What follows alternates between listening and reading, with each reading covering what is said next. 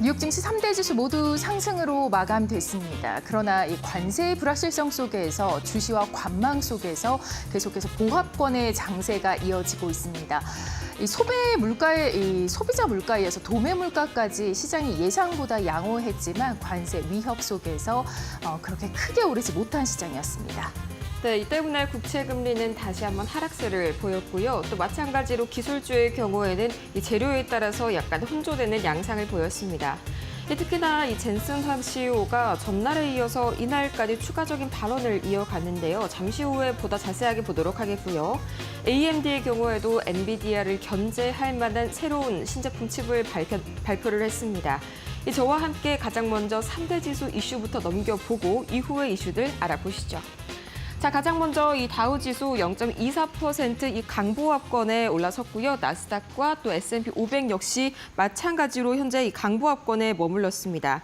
이 가장 먼저 이 중동 리스크 계속해서 좀 부각이 되고 있는 가운데 이날은 특히나 이란에 관련된 이슈들이 조금 더 강하게 많이 나와줬습니다. 이 때문에 시장에서는 현재 약간의 경계감이 다시 한번 확산이 되고 있고요. 그나마 다행인 건 어제 급등을 했었던 유가, 오늘만큼은 밤사이만큼은 다소 진정세를 보였습니다. 이것 때문에 이 유가 수혜주들 다시 한번 좀 상승하는 흐름을 보였었고요. 또 이 오라클이 전일 깜짝 놀랄 만한 실적을 발표를 했었죠. 이 시간외에서 8%가량 급등한 것도 모자라서 이날 같은 경우에는 13% 올라갔습니다. 이게 그나마 오라클 관련주들이 나스닥에 플러스를 더 해줬습니다. 자, 그렇다면 이어서 이 히트맵을 통해서 이 밤사이 뉴욕 증시 특징주 그리고 특징 섹터까지 한번 살펴볼까요? 자, 가장 먼저 이 엔비디아와 마이크로소프트는 약 1%가량 이 파란불을 켰습니다. 이 가장 먼저 엔비디아 젠슨 황 CEO가요, 향후 10년 동안 이 자율주행과 로봇 그리고 지능형 기계가 앞으로 세상을 주도할 것이다. 이런 말을 남겼었고요. 거기에 이어서 이 AMD, 아까 제가 말씀을 드렸던 것처럼 이 리사수 CEO가 엔비디아의 블랙웰과 경쟁할 새로운 칩을 발표를 했습니다. 다만 AI 클라우드 서비스까지도 공개를 했었지만 이 뉴스에 매도하는 흐름이 강해지게 되면서 AMD의 경우에는 마이너스 2%가량 하락이 나왔고요. 또 마이크로소프트, 오라클이 이 소프트웨어 매출이 급등했다는 소식 그리고 클라우드 사업 매출을 상향 조정하자 이 관련 산업에 대한 수혜주로서 다시 한번 부각을 받았습니다. 다만 테슬라, 이 로보택시 출시를 앞두고 있지만 이 밤사이에는 2%가량 하락 마감이 됐네요. 자, 테슬라는요, 트럼프가 캘리포니아의 전기차 의무 조항을 폐지하고 또 자동차에 대한 관세를 더욱더 상향할 수 있다. 이런 소식을 전하게 되면서 하락폭을 키웠는데요. 잠시 후에 보다 더 자세한 이야기 저와 함께 만나보실 거고요. 오늘은 양자컴들이 특별한 이유가 없이 좀 매물이 출회가 됐습니다. 자, 이렇게 됐으면은 계속해서 이렇게 보자면은 또 그다음에 메타와 구글 한번 살펴볼까요? 오늘만큼은 약간 좀 엇갈린 흐름이 나타났습니다. 또 팔란티어 역시 0.88% 내려갔는데요. 이시티가 현재 가치에 걸맞는 성장을 할 수 있을지 그런 것에 대해서 약간의 좀 의문을 제기하는 그런 모습들이 나타났습니다. 이 때문에 팔란티어 단기적으로 하락하는 모습이 나왔었고요. 또 머크 같은 경우에는 이제 댕기열 관련해서 이슈가 하나 있었네요. 이 댕기열 백신 후보 물질인 평가위, 이걸 임상 소식을 얻어냈다는 소식에 다시 한번 올라줬고요. 일라일릴리 0.42%가량 올라섰고 또 길리어드 사이언스 2.52%. 자, 아무래도 제약업종이 좀 상승을 했습니다. 이 국채 금리가 안정세를 보이니까 거기에 대한 수혜주로 같이 움직이는 것 같은데 자, 과연 여기에서 우리나라도 마찬가지로 제약바이오 어제 좀 강세를 보였었죠. 추가적인 상승 흐름 이어갈 수 있을지 지켜보시면 좋을 것 같습니다.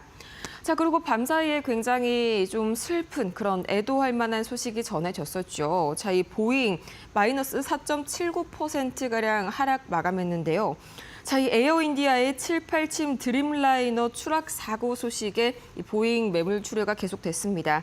다시 한번 이 유가족분들 그리고 희생되신 분들께 애도의 마음을 표시를 하고요. 자, 그다음에 GE 에어로스페이스 그리고 스피릿 에어로 시스템까지 마찬가지로 이런 보잉 부품업체들 마이너스 2%가량 함께 동반 하락하는 모습을 보였습니다. 자, 그다음에 특징 좀 보자면요. 게임스톱이 22%나 급락을 했네요. 자, 이 게임스톱 비트코인 구매용으로요. 17.5억 달러 규모, 17억 5천만 달러 규모겠죠. 자, 이 정도의 전환사채 발행 계획 여파로 급락하는 모습을 보였습니다. 자, 한국 증시 관련 지수 한번 살짝 만나보도록 할까요? 우선 MSCI 한국 증시 지수 밤 사이에는 1.04% 상승 마감했습니다.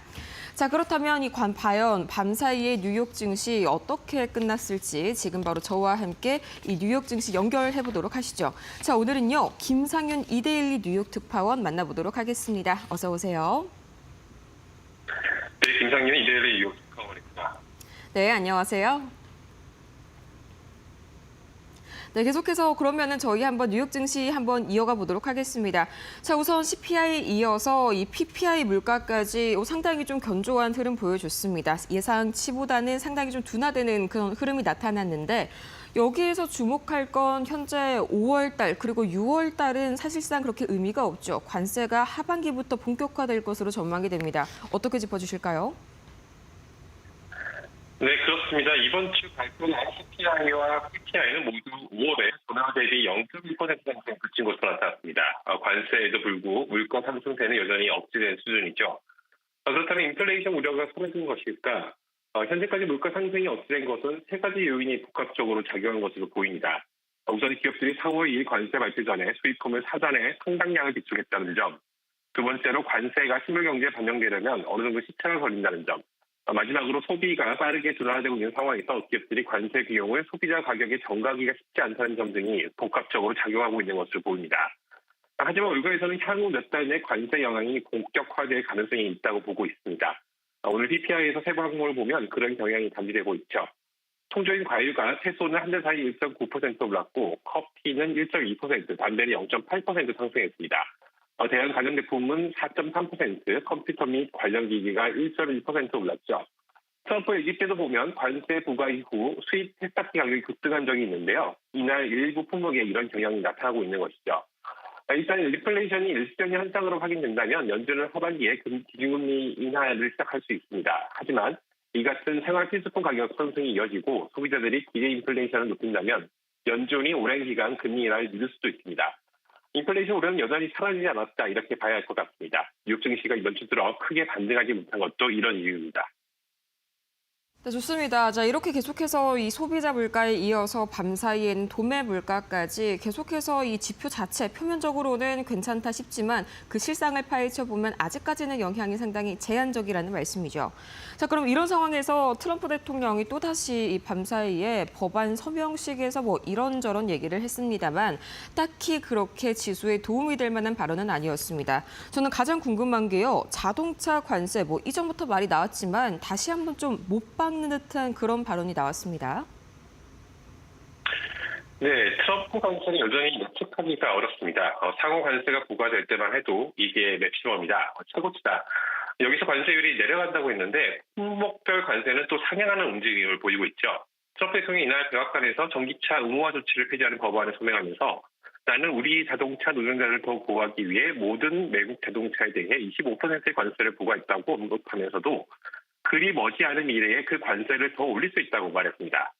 트럼프가 이렇게 말한 이유는 관세율을 더 높여야 외국 자동차 업체들이 미국에 공장을 지을 가능성이 크다 이런 것입니다. 사실 이미 많은 완성차 업체들이 25% 관세를 피하기 위해 미국에 공장을 짓겠다고 발표를 했죠. 현대차 역시 대규모 투자를 발표한 상황입니다.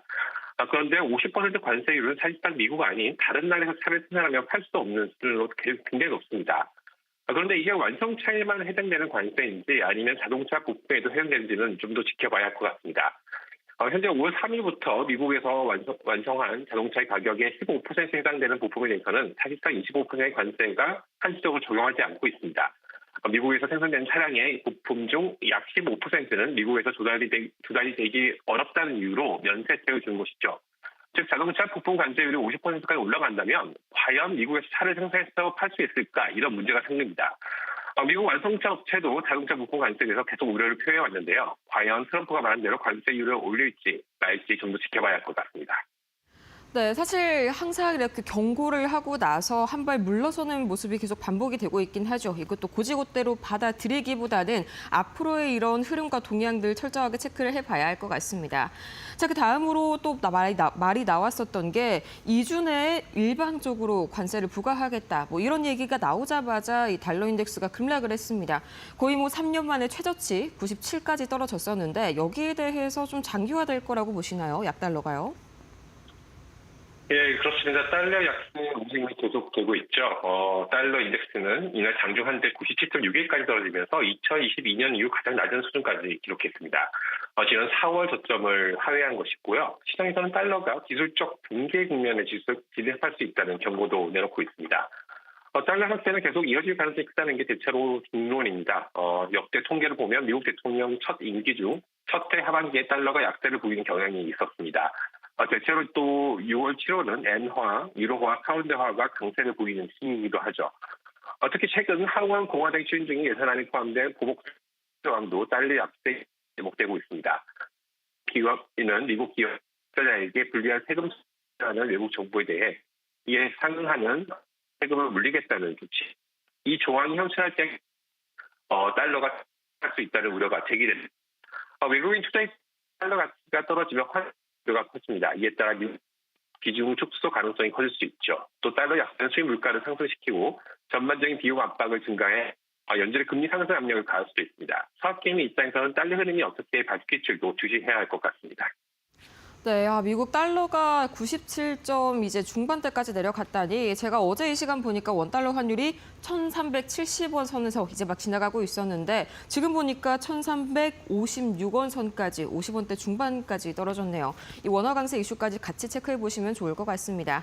자, 이렇게 해서 저희는 간밤 뉴욕 증시 소식 저희 김상윤 이데일리 뉴욕 특파원과 함께 해봤습니다. 좋은 말씀 고맙습니다.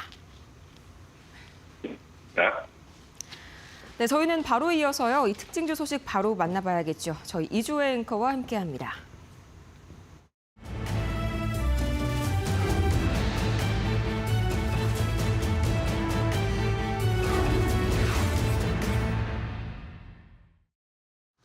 네, 간밤에 뉴욕 증시에서 있었던 어떤 분위기였는지 한번 살펴보고요. 또 특징주 그중에서도 알아보도록 하겠습니다.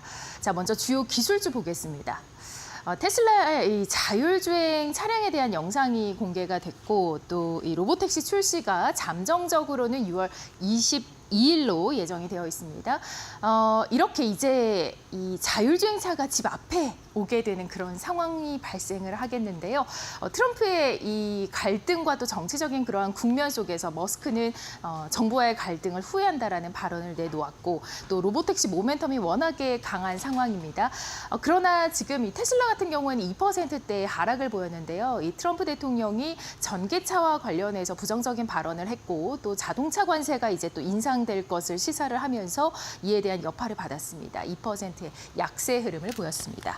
자, 엔비디아 같은 경우에는 1.52%의 상승입니다. 이 젠슨 황 CEO의 발언이 주목을 받고 있습니다. 2020년대의 전망을 말을 했는데요. 어떻게 이야기를 했냐면 로봇과 자율주행의 시대가 될 것이다. 이 로봇, 자율주행이 본격적으로 성장할 것이다. 라는 발언을 내놓으면서 전반적인 M7 종목의 혼조세 가운데서 엔비디아 우뚝 섰습니다. 그리고 알파벳 같은 경우는 약세입니다. CNBC에서 보도가 나왔습니다. 가치주 함정에 빠질 수 있다라는 해석 기사가 나왔는데요. 정말 진짜 저평가 가치주냐 아니면은 계속해서 이렇게 지속적으로 하락을 보이는 덫에 빠진 종목이냐라는 이러한 내용의 이 보도를 하면서 1%의 약세 흐름을 보였습니다. 이어서 이슈 있는 종목들도 살펴보도록 하겠습니다. 노보 노디스크입니다. 2% 거의 3% 가까이 올랐는데요. 이 차세대 비만 치료제가 앞으로 임상시험에 돌입할 것이다라는 호재가 나왔습니다. 이름은 아메크레틴이고요. 임상 착수 소식으로 상당히 흐름이 좋았던 종목입니다. 그리고 차인 파이낸셜 보도록 하겠습니다. 이 IPO에 대한 기대감 상당히 큰데요. 나스닥 상장 첫날에 급등하는 모습 37% 강하게 상승하는 모습이 나타났습니다. 자, 그리고 이 엔비디아 경쟁 종목으로서 AMD 보도록 하겠습니다. 새 AI 칩을 선보였습니다. CEO가 내년도에도 제품을 개발하고 또 계획을 내놓을 계획이다라고 밝혔는데요. AMD 같은 경우에는 지금 차세대 칩이 MI350을 내놓을 것이다라고 얘기를 했는데 이 기존 제품 대비해서 최대 4배 성능이 향상된 제품입니다. 여기에다가 내년도에는 M1 400을 또 출시를 앞두고 있고 고성능 AI 연산해서 이 최적화된 제품이라고 합니다. 내년까지의 모멘텀 기대해봐도 좋을 것 같습니다. 네, 다음 종목들 살펴보도록 하겠습니다. 네, 지금 이 보잉 같은 경우에는 사고 소식으로 급락입니다. 4%대의 급락인데 인도입니다. 서부 지역에 드림라이너 여객기 추락 사고로 인해서 200여 명이 지금 사망한 것으로 보도가 되고 있습니다. 악재로 인해서 4.79% 빠졌고요. 게임스탑 같은 경우에는 전환사채 이슈가 있죠. 이 자금의 용도가 구체화되지 않았고 혹시 이 자금으로 비트코인을 추가적으로 매입하는 것이 아니냐라는 이 시장의 우려가 나오고 있는 분위기입니다. 이에 따라서 22%의 하락세를 나타냈습니다. 다음으로는 IB투자의견 보도록 하겠습니다. 네, 데이터도구 같은 경우 3%의 강한 흐름입니다. AI의 성장성이 재확인이 되고 있고 이 투자 의견까지 중립에서 매수로 상향이 됐습니다. 목표가도 상향이 나오면서 3% 가까이 올랐고요. 소파이 테크놀로지스 보겠습니다. 다변화된 이 성장 모델에 좀 주목을 하고 있습니다. 투자 의견도 매수로 상향하는 리포트 제시됐습니다. 지금까지 특징주 알아봤습니다.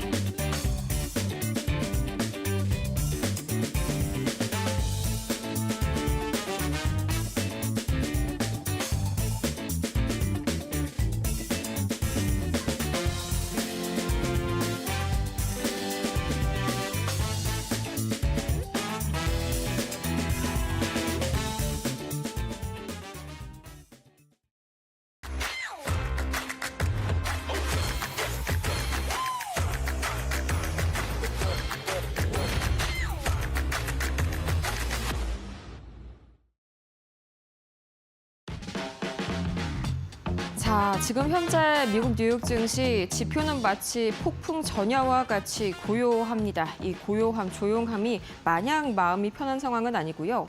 또 여기에 이어서 뉴스만큼은 트럼프 대통령이 밤사이에 또 거침없이 이 행정명령 서명 시기에서 다양한 이야기들을 쏟아냈습니다. 이 하나하나 빠짐없이 오늘 저와 함께 머스노 5에서 살펴보시죠. 자, 가장 먼저 5월 PPI 도매 물가죠. 역시나 이 전날 CPI에 마찬가지로 아직까지는 관세 영향이 미치지 않은 그런 모습입니다. 전망치에 부합하는 모습이 나왔는데요. 자, 5월 PPI 전월보다 0.1% 상승에 그쳤고요. 또 핵심 수치 역시 미미한 수준에 머물렀습니다. 이틀 연속 확연히 이렇게 낮아진 물가 흐름, 연준이 지켜보는 중립 지점에 근접했다는 신호로 읽히기는 합니다만 특히 시장이 주목했던 건 전월 수치가 모두 하향 수정됐다는 겁니다. 단순한 둔화가 아니라 이 추세 자체가 꺾였다는 의미인데요. 여기에다가 고용 지표까지 나왔었죠. 이 신규 실업수당 청구 건수 전주 수준을 그대로 유지했지만요. 계속해서 이 수령자 수가 팬데믹 이후로 최고치를 기록하는 모습들 나오고 있습니다. 이제는 일자리를 잃는 것보다도 다시 찾는 데 걸리는 시간이 더 큰 사회 문제로 떠오르고 있다. 이렇게 해석을 하시면 되겠고요. 이런 지표 조합에 시장이 좀 즉각적으로 반응을 했습니다. 이 선물 시장에서 9월 금리 인하 가능성이 70%를 넘어섰고요. 또 10월까지 두 차례 인하 전망도 빠르게 반영이 되고 있습니다. 하지만 이번 결과 또 어제 CPI와 같은 그런 결과들은 우선은 한 발 좀 물러나서 해석해야겠습니다. 아직 트럼프 행정부의 관세 도입 이슈가 본격적으로 반영되지 않았다는 점 제가 지속적으로 말씀을 드렸었죠. 지금의 낮은 물가 수치는요, 어디까지나 일시적일 수 있고 또 하반기에는 본격적으로 공급 측에서 비용 압력이 다시 살아날 수 있기 때문입니다. 결국 이번 주 지표는 연준에게 그저 여러 선택지 중에 하나를 열어줬을 뿐 확실한 방향을 뭔가 정해준 건 아닙니다. 다음 주 FOMC에서 파월 의장이 어떤 균형점을 제시할지가 이후에 금리 인하의 중요한 촉각점, 중요한 균형점이 될 것으로 보입니다.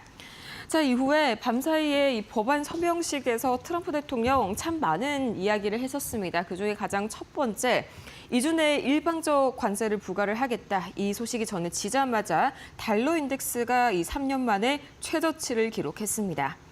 자, 계속해서 이 약달러 기조가 지속이 되고 있는데 거기에다가 기름을 부은 격인데요. 자, 이 도널드 트럼프 대통령이 1, 2주 안에 이 주요 교역국에게 새 관세율을 직접 통보하겠다고 예고한 건데요. 사실상 말이 협상이지 이건 뭐 선언에 가깝습니다. 현재 영국과도 무역 기본 협정을 맺었을 뿐이고요. 완전한 협정이 아닙니다. 또 한국과 일본, 인도, 또 유럽연합과의 양자 협상은 아직 진행 중인 상태죠. 그나마 좀 진척이 되나 싶은 중국과의 이 관세 휴전, 아직은 좀 언제 깨질지 모르는 불안한 상태입니다. 어제 말씀을 전해드렸었죠. 어디까지나 서면이 아닌 구두였습니다. 자, 이번엔요, 무역을 복원시키겠다기보다는 이 통제권을 쥐겠다는 전략이 다시 전면에 등장한 것으로 해석이 될 수가 있고요. 이렇게 강경 발언이 나온 이후에 글로벌 외환 시장이 가장 먼저 반응했습니다. 달러화가 하루 만에 1% 가까이 급락하면서 3년 내 최저치로 떨어졌고요. 달러 인덱스는 97 중반까지 굴러 떨어졌습니다. 자, 단순히 이건 금리 기대 때문만은 아닙니다. 이 시장이 지금 미국 리스크 그 자체를 좀 가격에 반영하고 있는 모습이 나오고 있는데요. 이번 약세는 미 행정부가 국제적인 협상보다는 또다시 이 단독 행동, 그러니까 통보 전략을 택할 수 있다는 가능성이 커지면서 달러의 안전자산 지위에 다시 한번 좀 균열이 생긴 결과로 해석이 되고 있고요. 이렇게 정치적인 불확실성에 현재 LA 시위도 계속해서 진행 중이고요. 또 통상 정책도 다시 한번 협상이 아닌 일방적인 전략으로 노선을 틀었습니다. 또 국방적인 그런 안보 협약까지 흔들리는 그런 상황 속에서 달러에 대한 매력 다시 한번 좀 급격하게 악화되고 있습니다. 최근 들어서 이어지고 있는 달러 약세, 당연히 수출 중심인 국내 증시 먼저 타격이 올 수밖에 없겠고요. 또 이렇게 글로벌적으로 달러 수요가 준다면 미국 국채 금리가 다시 오를 가능성, 이건 역시 배제할 수가 없습니다. 가장 큰 이슈죠. 자, 다만 국내 증시와 같은 이런 신흥국 자산으로 자금이 이동하게 되면서 외인 수급이 개선이 될 수는 있겠습니다. 실제로 우리 증시 외인 수급 상당히 이번 주에 폭발적으로 주 초반 들어왔었죠. 자, 이번 발언은요, 단순한 협상 카드가 아닙니다. 미국이 글로벌 경제 질서를 앞으로 다시 한번 어떻게 바라볼지 방향성 자체를 다시 한번 묻고 있는 그런 메시지가 됐습니다. 자, 정말 중요한 건 이제 이 세계가 다시 한번 이 논리에 응할 것이냐, 순순히 따라줄 것이냐인데, 글쎄요, 이 유럽연합과 중국의 반응을 봤을 때 이 다른 국가들도 다시 한번 트럼프의 등을 돌리는 모습 충분히 한번 그려볼 수가 있겠습니다. 자, 이전 다음으로는 AMD가 오랜만에 또 새롭게 소식을 하나 전해줬습니다. 이 엔비디아에 대응할 만한 새로운 대항마를 공개를 한 건데요. 지금 바로 보시죠. 자, AMD 리사수가 이렇게 칩 하나를 들고 있습니다. 이 AMD가요, 내년에 출시할 새 서버 헬리오스 그리고 MI400 시리즈를 공개하게 되면서 엔비디아의 블랙웰 라인과 정면 승부를 선언한 건데요. 자, 이번 발표에서 주목할 부분 바로 AMD의 개방 전략에 동그라미를 한번 쳐보면 좋을 것 같습니다. 자, AMD는요, 자사 AI 서버 내부에서 칩과 칩을 연결하는 핵심 기술들을 경쟁사들과도 공유하겠다고 밝혔습니다. 이 한마디로 서버를 구성하는 연결 방식의 기술 사양을 오픈하겠다는 건데요. 조금 말이 어렵죠. 엔비디아의 전략과 정반대라고 생각을 하면 쉬울 것 같습니다. 자, 이 엔비디아는요, NV링크라는 독자적인 연결 기술을 사용해서 자사 칩끼리만 빠르게 연결되도록 하고요. 이 기술을 외부에 잘 공개하지 않습니다. 자, 쉽게 말해서 자기들끼리만 쓸 수 있는 전용 고속도로를 깔아둔 거죠. 자, 약간은 좀 맥락이 다르지만 애플이 생각이 나는 대목이네요. 자, 또 하나 주목할 대목은 바로 고객 리스트인데요. 오픈 AI의 샘 올트먼이 직접 무대에 올라서 이 채택을 다시 한번 확인을 해줬고요. 또 XAI, 메타, 오라클까지 한편으로 가세했습니다. 자, 또 클라우드 업체 크루소는 4억 달러어치 신규 칩을 사들이겠다고 밝혔는데요. 상당히 우방이 많아졌네요. 이 투자 포인트는요, 딱 두 가지입니다. 첫 번째, 서버 완제품 경쟁이 본격화되면 이 토탈 솔루션 업체가 수혜를 보게 됩니다. 실제로 AMD는 3월 서버 빌더 GT 시스템즈를 흡수하면서 엔지니어링 역량을 확보했고요. 또 지난 1년간은 AI 스타트업 무려 25곳을 잇따라 인수하면서 소프트웨어를 한층 강화했습니다. 둘째, 또 공급 부족 공간에서 2등의 파이가 커질 가능성입니다. 아무리 1등이 잘한다더라도 이렇게 공급이 부족한 상황에서는 엔비디아 단독만으로는 이 공급을 다 채울 수가 없다는 말이죠. 대규모 AI 인프라를 늘리는 기업들이 늘어나는 그런 추세, 특히나 이 젠슨 CEO가 유럽에 대대적인 AI 팩토리를 건설하겠다 이런 말을 밝힌 상황에서 자연스럽게 AMD 2등 주자의 카드도 섞여야 합니다. 자, 국내 시장 관점에서는요, HBM3와 또 AI 서버 부품을 공급하는 SK하이닉스, 삼성전자, 또 이런 수랭 부품주들까지 함께 주목을 해보시면 좋을 것 같네요. 자, 한편 발표 직후에 AMD 주가는 2%의 약세를 보였지만요. 이건 하도 많이 올랐습니다. 연간 30% 넘게 오른 주가의 단기적인 차익 실현 구간, 다시 한번 해석을 하자면 이 뉴스가 사라졌기 때문에 약간은 이 매도세가 발생을 했다. 이렇게만 해석을 하시면 좋을 것 같습니다. 자, 결론적으로요. AI 반도체가 이 엔비디아의 독주 체제에서 이제는 AMD와 양분이 되는 듀얼 트랙, 투 트랙으로 나눠지고 있다. 이렇게 해석을 하시면 좋을 것 같습니다. 그 배경에는 당연히 이 공급 부족이 있겠고요. 자, 다음으로 이 전기차 의무화 폐지, 제가 종전에 말씀을 드렸던 것과 같이 트럼프 대통령이 밤사이에 정말 많은 이슈들을 쏟아냈습니다. 거기에 따른 테슬라의 약세, 그리고 다른 이야기들은 어떤 게 나오는지 차례대로 보시죠. 자, 가장 먼저 이 트럼프 대통령, 이 전기차에 대한 캘리포니아 전기차 의무화를 철회하겠다고 못 박았습니다. 이 차량 선택권이 소비자에게 있다, 이런 논리를 좀 내세웠는데요. 자, 이것 때문에 장중 테슬라 주가가 갑자기 추락하는 모습을 보여줬었죠. 전기차는 지지하지만 수소차는 회의적인 시각을 드러냈고요. 또 자동차 관세 인상 가능성까지 언급했습니다. 이전부터 계속해서 나온 이야기인데 굳이 다시 한번 강조한 이유, 조만간에 실행을 하겠다, 이런 예고일까요? 자, 경제 이슈로는 기준금리를 1%포인트 인하해서 단기적인 국채이자 부담을 줄여야 한다고 주장을 했습니다. 또 파월 의장을 해임할 의사는 없지만 금리 인하를 다시 한번 강하게 압박했고요. 이 해임 의사가 없다. 최근 들어서 베센트 재무장관도 그렇고 파월 의장의 뒤를 이을 그런 후보자들이 곳곳에서 보도가 되자마자 약간은 좀 부담을 느낀 것으로 해석이 됩니다. 자, 어쨌든 이 장기 저금리 차입을 선호한다는 점을 다시 한번 좀 강조를 해줬고요. 또 중국과의 이슈에 대해서는 곧 시장 개방으로 이어질 협상이 있을 것이다. 그리고 시진핑 주석에 대한 존중도 표시를 했습니다. 이전에도 꾸준하게 나왔었던 그런 발언들이었죠. 또 중동 정세와 관련해서는 미국 직원의 철수 지시 사실을 공개하면서 긴장감을 높였습니다. 이미 전날에는 이라크에서 미국 대사관이 철수를 했다, 이 소식까지 함께 전해졌었죠. 이 때문에 국제 유가가 어제는 4% 상승했는데요. 오늘은 조금 진정세를 보였네요. 자, 이란과는 협상 타결이 임박했고 이스라엘의 공격 가능성은 열려 있다고 밝혔고요. 또 러시아와 우크라이나에 대해서도 실망감을 드러냈습니다. 자, 그런데 여기서 다시 한번 테슬라 이야기로 돌아가 볼까요?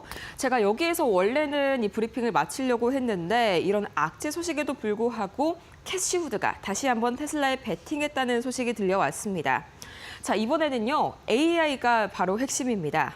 최근 옥스퍼드에서 열린 포럼에서 이 캐시우드는 블룸버그 팟캐스트를 통해 미국 기업들이 트럼프 시대의 규제 완화 가능성을 미리 반영해서 투자에 나서고 있다고 밝혔습니다.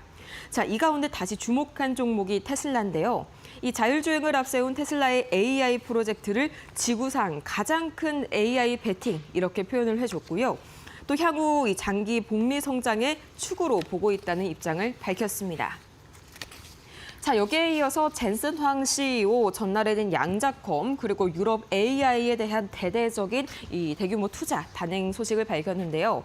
자, 오늘 같은 경우에는 다시 한번 좀 시장에 경고 메시지를 던졌습니다. 자, 미국이 빠지면 화웨이가 중국을 더 나아가서 전 세계 시장을 장악할 것이다, 이런 이야기를 남긴 건데요. 자, 이 젠스당 CEO, 미국의 대중국 AI 규제가 계속된다면 결국에는 이 화웨이가 중국 시장을 장악하고 더 전 세계로 나아갈 것이다. 이런 경고성 메시지 지속해서 나와주고 있습니다. 여기에 더해서 한 가지 더 주목해야 할 발언이 나왔는데요. 향후 10년은요, 이 자율주행과 로보틱스의 시대가 될 것이다. 이런 전망을 했습니다. 미국의 기술적인 이 패권 우위는 인정을 하면서도 지나친 고립은 패권 자체를 내주는 결과를 부를 수 있다는 메시지인데 이미 미국 같은 경우에는 조선업 쪽에서도 이런 사례를 한번 겪은 적이 있었죠. 자, 이 황 CEO 프랑스 파리 비바 테크놀로지 GTC 파리였죠. 이 행사장에서 CNBC와의 인터뷰를 통해서 이같이 밝혔다는 사실이 또 밤사이에 전해졌습니다. 미국 기술이 화웨이보다는 한 세대 앞서 있다는 점 자체는 인정을 했지만 중국을 완전히 배제하면 결국 화웨이가 중국, 더 나아가서 다른 신흥국의 시장까지 장악할 것이라면서 이 글로벌 AI 생태계 전체의 균형이 무너질 수 있다고 강조했습니다. 실제로 중국은 이 화웨이를 앞세워서 자체 반도체 그리고 AI 생태계를 빠르게 구축 중이고요. 미국은 화웨이와 또 SMIC와 같은 중국 핵심 반도체 기업에 대해서 라이선스 발급 중단 등 압박 수위를 계속 높이고 있죠. 자, 이 발언은요, 기술 패권을 둘러싼 미중 갈등이 누가 더 잘하나가 아닌 누가 더 글로벌 표준을 선점하느냐 이 싸움이라는 점을 다시 한번 기억하시길 바랍니다. 자, 이후에도요, 방금 말씀드렸던 것처럼 이 자율주행과 로보틱스 시대가 될 것이다. 이런 엔비디아의 방향성 선언에도 주목을 하셔야겠습니다. 자, 이 엔비디아는 하드웨어와 소프트웨어를 거의 모두 제공하는 유일한 기업이죠. 미국의 웨이모 또 중국의 바이두, 유럽까지 이 글로벌 로보택시의 생태계를 사실상 주도하고 있는 그런 기업입니다. 자, 실제로 영국은요, 이 자율주행차법을 통과시키면서 2026년 이 본격적인 상용화를 준비를 하고 있는데 이번 인터뷰에서 황 CEO는 유럽을 AI 수출이 가능한 독립적인 시장으로 규정하면서 유럽 내 투자 확대를 다시 한번 시사했습니다. 자, 이 발언은 오늘 우리 증시에 어떤 영향을 미칠지 우선 국내 로보틱스 그리고 자율주행 관련주 이런 것들 중장기 성장 기대감이 더 강하게 반영이 될 수가 있겠고요. 또 AI 반도체 소재주 마찬가지로 미중 기술 갈등이 심화될 경우에 우회적으로 수혜를 기대할 수가 있겠습니다. 또 미국에서도 마찬가지로 이 자율주행 관련 기업 또 예컨대 웨이모 투자 관련 알파벳도 있겠죠. 또 차량용 칩 공급사 엔비디아 또 L4단계 자율주행 스타트업 투자 수혜주들이 다시 한번 좀 관심을 받게 될 것 같습니다. 자, 이렇게 해서 가장 먼저 PPI 소식부터 또 마지막은 젠슨황 CEO의 발언까지 오늘 머스노우 5 여기서 마칩니다.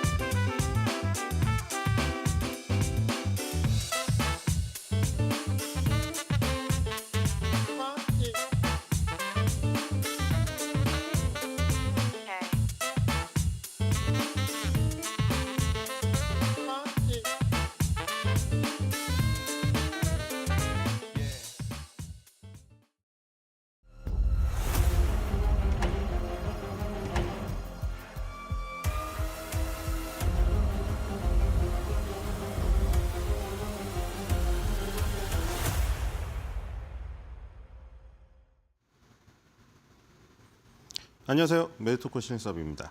오늘의 주제는 캐롤라인 레빗, 인플레는 없다. 트럼프, 캘리포니아 전기차 멈춰.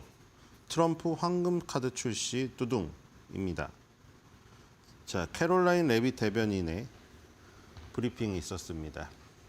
자, 소비자 물가지수 이번에 인플레이션 보고서에 대한 내용 했죠. 이 지금 연준이 물론 연준은 보수적이어야 되는 게 맞는 것 같습니다. 그렇죠? 연준이 너무 그 트렌드를 받아들여가지고 예전에 했던 그 정통성을 해치면 안 되겠죠. 물론 그거는 이해를 하는데 그리고 트럼프 대통령이 극단적이라는 것도 이해합니다. 근데 보는 사람에 따라서는 답답할 수도 있습니다. 그러니까 이게 의견이 다 틀리니까 사람들의 마음이 다 다르죠. 트럼프 대통령이 너무 극단적이고 파월과 FRB의 독립성을 계속 침해한다 뭐 이렇게 주장하는 사람도 있을 것이고 아니면 트럼프의 열혈 지지자라던가 아니면 트럼프의 열혈 지지자가 아니더라도 연준의 답답함을 토로하시는 분들은 너무 신중하다. 뭐 혹은 트럼프 열혈 지지자들은 정말 트럼프 말대로 멍청한 인플레이션 그 얘기하면서 느림보 거북이 같은 행보한다. 뭐 이렇게 볼 수도 있겠죠. 근데 어쨌든 간에 연준의 이중 책무는 법에 명시되어 있고 모든 의원들과 FRB 의장 항상 뭐 인터뷰라던가 뭐 성명, 의회 연설 아니면 증언 이런 데서 무대에서 말하는 것들이 결국에는 물가 안정과 최대 고용 두 마리 토끼를 잡기 위해 우리는 항상 신중하게 여러 가지 지표들을 참조하고 있다. 이거잖아요. 그래서 결국에는 그 지금 물가 안정을 위한 부분에서는 인플레이션을 보게 된단 말이죠. 최대 고용에서는 실업률을 보고.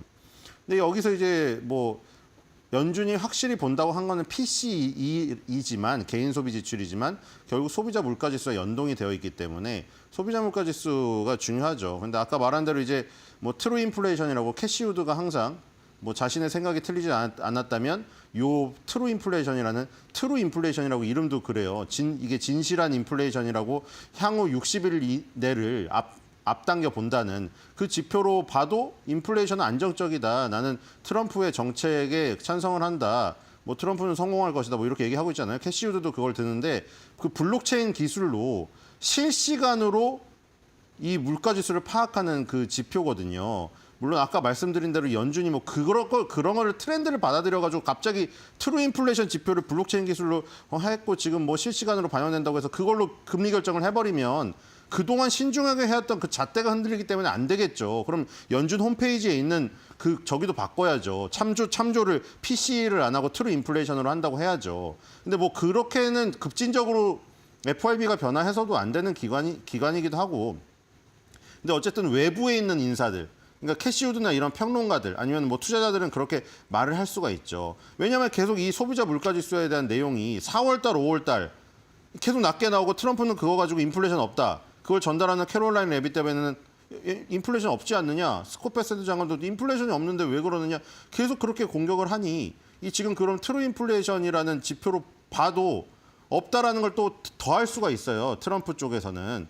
자, 그렇게 그러면 소비자 물가 지수가 4월달, 5월달이어서 미리 그러니까 그 반대쪽에서 주장하는 사람들은 그걸 주장하는 거 아니에요. 미리 그 관세가 적용되기 전에 무서우니까 미리 사재기를 했다는 거잖아요. 지금 그쪽에서 주장하는 거는 트럼프를 반대하는 사람들은 트럼프가 인플레이션이 없다라는 거에 대한 그 근거를 반박하는 사람들은 그 얘기를 하고 있는 거잖아요. 관세가 적용되기 이전에 사재기한 물품을 파니까 물가가 반영이 안 됐다. 그럼 향후 한 두세 달 지나면은 이제 사재기한 게 다 팔리고, 그렇죠? 사재기를 해도 창고에 쌓아놓은 거 싹 다 팔면 이제 그 관세 적용된 비싼 거를 갖다 팔아야 될 거 아니에요. 수출업자든 생산자든 그 최종적으로 넘겨받는 소비자든. 그러니까 그래서 이제 2, 3개월 뒤면 관세 효과가 들어가서 인플레이션이 오를 것이니 지금 이거 가지고 안심하면 안 된다. 그리고 FRB도 신중하게 얘기를 해야 되니까 소비자 물가지수 개인 소비 지출이 뭐 안정적으로 내려가는 것은 우리도 인정한다. 그게 숫자가 찍히니까. 하지만 우리는 좀 더 신중하게 조금 더 면밀히 관찰하겠다. 뭐 이 얘기를 지금 계속 하고 있는 거죠. 지금 어쨌든 간에 캐롤라인 레빗 대변인하고 뭐 트럼프 대통령이 막 트루 인플레이션 지표를 내세우고까지 막 60개월 2달 앞당겨 봐도 인플레이션 없다. 이렇게까지는 하고 있지 않아요. 그냥 지금 현재 지금까지 봤던 그런 지표들 대부분 그냥 일반적으로 나오는 지표들 갖고 얘기를 하고 있어요. 저 소비자 물가 인플레이션 보고서가 다시 한번 예상치 밑돌았다. 물론 아까 다 설명드렸습니다. 이거 갖고 계속 그걸 공격하니까 그런 거예요, 지금. 이걸 가지고 지금 관세가 적용이 안 된 물가 상승률이기 때문에 인정할 수 없다라는 의견이 있으니까 그런 하는 말이고, 캐시우드도 그런 걸 하니까 캐시우드가 어떤 뭐 특정한 그 지지층에서는 굉장히 구루루 어떻게 뭐 떠받들여지는 인물이기도 하고, 그렇죠? 테슬라를 많이 갖고 있고 서학개미 분들이 주목하는 인물이기도 하고, 그 사람이 트루 인플레이션 지표를 쓰고 또 트루 인플레이션 지표 쓰는 사람이 많이 있어요. 어쨌든 간에 뭐 그것까지는 땡겨 쓰지 않았습니다만 취임한 이래로 매달 인플레이션이 경제적 예상치보다 낮아졌다. 뭐 이거는 누구도 반박할 수 없어요. 그 트럼프를 반대하는 사람이라든가 지지하는 사람들조차도 다. 그렇죠? 이 지표가 그렇게 나오니까요. 이제 그 지표를 갖고 해석에 대해서 분분한 거죠. 이 지표에 대한 이 숫자는 딱 한 가지밖에 없어요. 그렇죠? 그 한 가지를 가지고 FRB, 뭐 트럼프 아니면 트럼프 이외의 사람들 그 해석이 분분한 거죠. 해석이. 그렇죠? 이 트럼프 쪽에서는 안정적이다. 인플레이션 없다라는 거고 FRB는 신중히 봐야 된다는 거죠.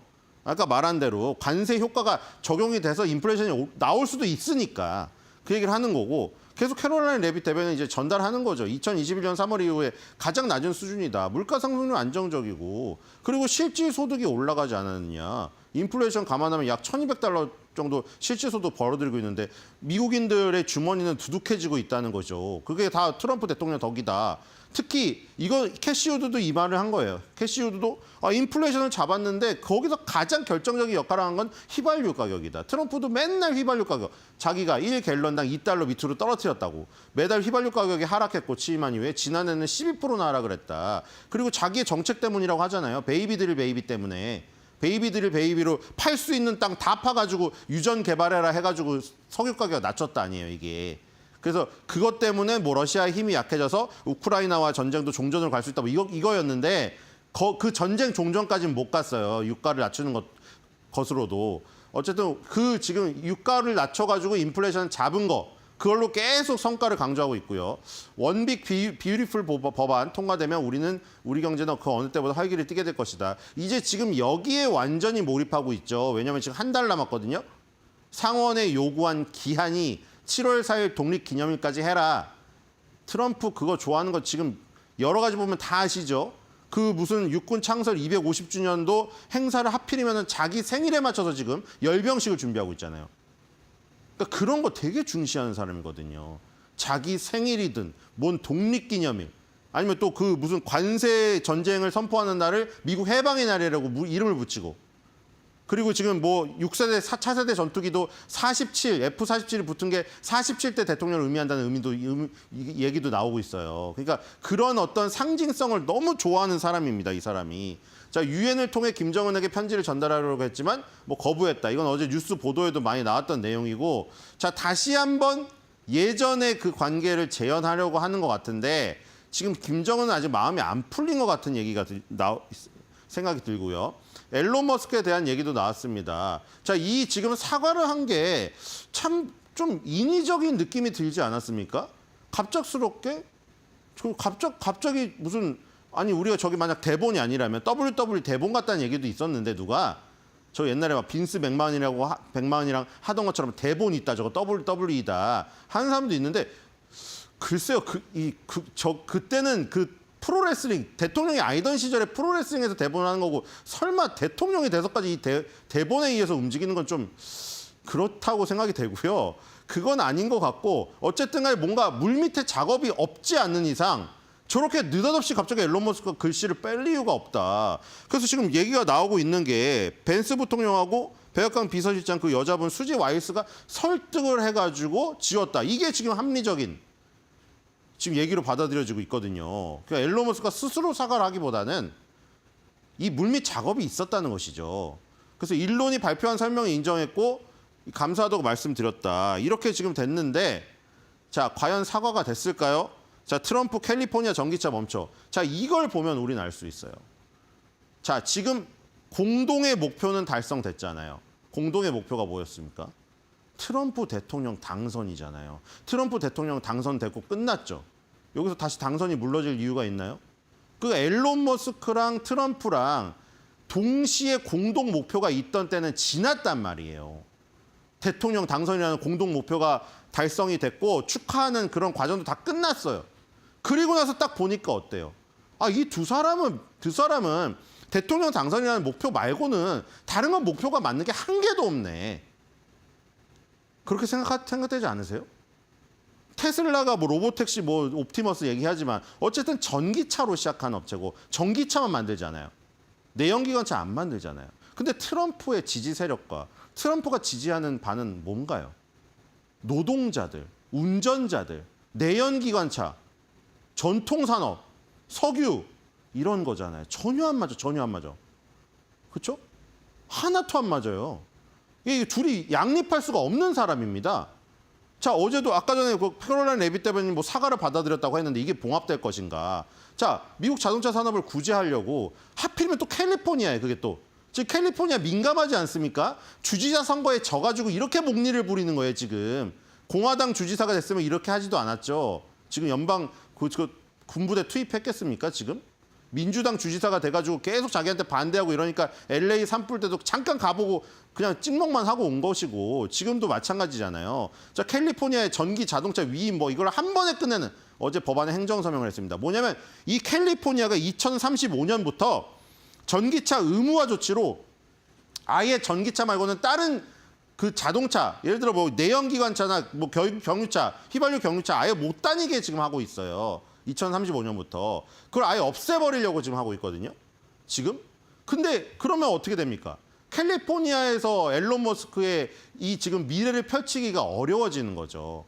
같이 서명하는 모습이고 아까 전에 드릴 베이비 드릴, 베이비 드릴 베이비 이것 때문에 이 유가 낮췄다. 아까 캐롤라인 레빗 대변인이 한 얘기가 똑같죠. 자기 정책이 이 정책 때문에 그런 것이다. 그리고 자동차는 가솔린이든 경유든 하이브리드든 구매할지 선택할 수 있어야 된다. 전기차로 점 찍으면 안 된다. 이 끔찍한 계획은 바로 이 캘리포니아주의 아까 말한 전기차 의무화 조치 얘기하는 거예요. 이건 정말 끔찍한 계획이다. 내연기관을 사실상 폐지할 것이다. 그러니까 이거는 보시면 머스크랑 양립할 수가 없는 사람이에요, 아예. 내연기관을 사실상 폐지하는 것을 절대 반대하고 내연기관을 계속 뿜고 파리 기후 협약도 탈퇴해가지고 환경 오염을 시켜야 되는 사람인데 전기차로 연기를 안 뿜는 머스크랑 양립할 수가 없는 사람이죠. 자, 뭐 이렇게 립 서비스는 하죠. 저도 테슬라를 좋아합니다. 하지만 다른 것들도 좋아한다. 그러니까 앨런 머스크는 그걸 바라는 거죠. 전 세계에서 난 전기차만 다니면 좋겠고 테슬라만 좋아하고 앨런 머스크 당신만 존중합니다. 이렇게 말을 해야 되는데 테슬라도 좋아하지만 다른 것들도 다 좋아해 이렇게 돼버리면 도요타 회장, 악기호 회장한테 가서 그럴 거 아니에요. 악기호 회장 하이브리드 좋아합니다. 이렇게 말해버릴 거 아니에요. 그러니까 테슬라랑 양립할 수 없습니다. 소비자에게 원하는 종류의 자동차를 선택할 수 있는 자유를 제공한다. 그리고 이 얘기 나오죠. 자기의 지지 기반, 압도적인 지지를 보여줬던 지지 기반을 포기할 수 없어요. 중간 선거도 있고요. 그리고 후임, 나중에 벤스가 될지 누가 될지 모르겠지만 또 대통령을 탄생시켜야 되니까요. 트럭 운전사, 자동차 노동자, 중소기업인을 보호할 것이다. 완전 반대되지 않습니까? 지금 로보택시 되면 어떻게 되죠? 이 사람들 필요 없어집니다. 트럭이 자율주행하고 자동차가 자율주행하는데 기사가 왜 필요해요? 하지만 트럼프는 그 지지 기반을 잃을 수가 없거든요. 다 반대되죠? 전기차 로보택시가 완전 반대됩니다. 양립할 수가 없어요. 자, 트럼프 황금카드 출시 두둥. 자, 외국인에게 영주권을 부여하는 500만 달러짜리 황금카드 판매 개시 이 홈페이지가 마련이 됐습니다. 근데 이게 원래 미국 영주권자들이 갖고 있는 거는 현재 녹색 카드인데 황금색 카드로 지금 만들었거든요. 자, 근데 이게 진짜 이게 정말인지 그냥 트럼프가 정말 또 떵떵거리려고 하는 얘기인지 모르겠는데 어마어마한 계획을 말했어요. 뭐냐면 이 카드가 70원 가까워요. 근데 이걸 1000만 장을 팔잖아요. 지금 이걸 1000만 장을 예를 들어서 판다. 물론 그걸 1000만 장을 세계인들이 살 수 있는 사람이 있는지 모르겠어요. 근데 1000만 장을 많이 사면 지금 계속 무디스가 맨 꼴찌로 3대 신용평가사 중에 신용평가 등급 내렸고 그다음에 이 지금 각종 언론에서 공격을 하거나 이런 부분들이 있잖아요. 부채가 너무 높다. 그리고 이제 감세 법안이 통과되면 부채가 더 높아질 것이다. 물론 지금 트럼프 행정부나 트럼프 정권은 GDP 대비 부채 비율을 낮추기 위해서 GDP 성장률을 엄청나게 끌어올려버리겠다 하고 있지만 그 부채에 대한 계속해서 위협이 있고 그래서 트럼프도 그게 걱정이 되니까 파월 보고 계속 압박을 하는 거잖아요. 이 많은 부채에 대한 이자를 낮춰야 된다. 안 낮추면 안 된다. 계속 불러서까지 얘기를 했는데 안 들으니까 이제 미리 띄워버리죠. 미리 띄우는 거예요. 스콧 베센트 재무장관이 무슨 향후 차기 의장설 이런 거 일부러 흘리고 있는 겁니다. 파월 압박하려고. 스콧 베센트 재무장관이 직접 할 의지가 있는지 없는지도 확인이 안 된 상태에서. 그렇죠? 그렇게 압박을 하는 거예요. 그게 다 그 부채 때문에 그런 거 아니에요? 그래서 이제 또 무서운 계획을 말한 거예요. 아까 1000만 장을 팔면 지금 부채를 다 갚을 수 있다는 거예요. 엄청나죠. 지금 그 관세로 전 세계에 그 돈을 갈취를 하고 그리고 감세 법안을 통해 가지고 이 미국 소비자들의 어떤 나가는 주머니를 조금 절약하게 해주고 나아가서는 아예 소득세를 면제해주겠다고 하고 근데 어쨌든 간에 그걸 막 부채가 늘어난다고 하니 그럼 우리가 부채를 갚기 위해서 더욱더 열심히 갈취를 해서 관세를 뜯고 그다음에 다른 또 주머니를 만든 거죠. 이걸 1,000만 장 팔아가지고 부채를 한 번에 갚아버리겠다. 엄청난 계획이죠. 저거를 만약 1,000만 장 팔아서 부채를 갚아버리면 지금 관세를 막 뜨겁게 뜯고 이러지 않아도 되는 상황이 벌어질 수도 있습니다.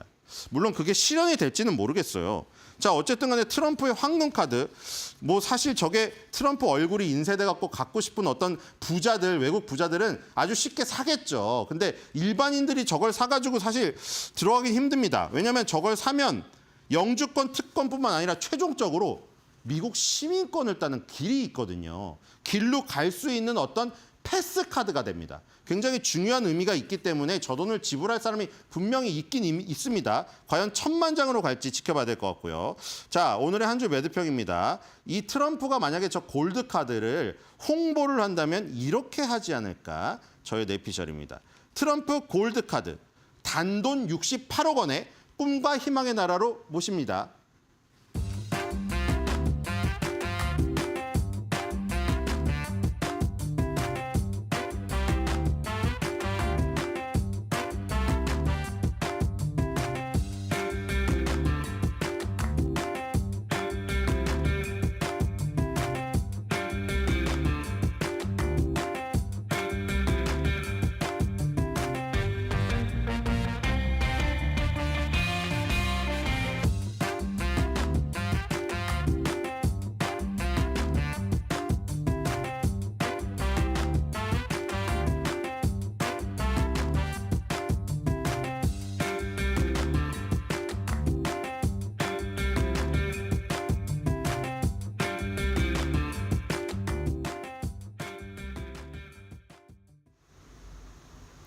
네, 뉴욕 증시에서는 또 어떤 시그널을 보냈을까요? 함께 살펴보도록 하겠습니다. 자, 우리 이 간밤에는 3대 지수 모두 보합해서 마무리가 됐습니다. 제가 이 제목을 주식 관망 속 보합권 장세라고 붙여봤습니다. 최근 들어서 계속해서 보합권의 장세, 그러니까 박스권에 갇힌 이 모습들이 나타나고 있는 뉴욕 시장입니다. 일단 지수 먼저 보도록 하겠습니다. 다우 지수가 0.24%, 나스닥도 역시 마찬가지고요. S&P 500 지수가 0.38%의 상승폭이 제한되는 흐름이 나타났습니다. 섹터 보도록 하겠습니다. 자, 제약 쪽 좋았고요. 유틸리티도 괜찮았는데 금융과 커뮤니케이션 좋지 않았습니다. 조금 더 구체적으로 들여다보면은 M7 종목은 혼조였습니다. 테슬라가 든든하게 지켜줬고 또 엔비디아도 흐름이 괜찮았습니다. 또 다른 종목들은 좀 약세권에서 움직이는 모습도 나타났고요. 이 오라클이 52주 신고가를 경신했는데 클라우드 성장 기대감으로 인해서 상당히 흐름이 좋았습니다.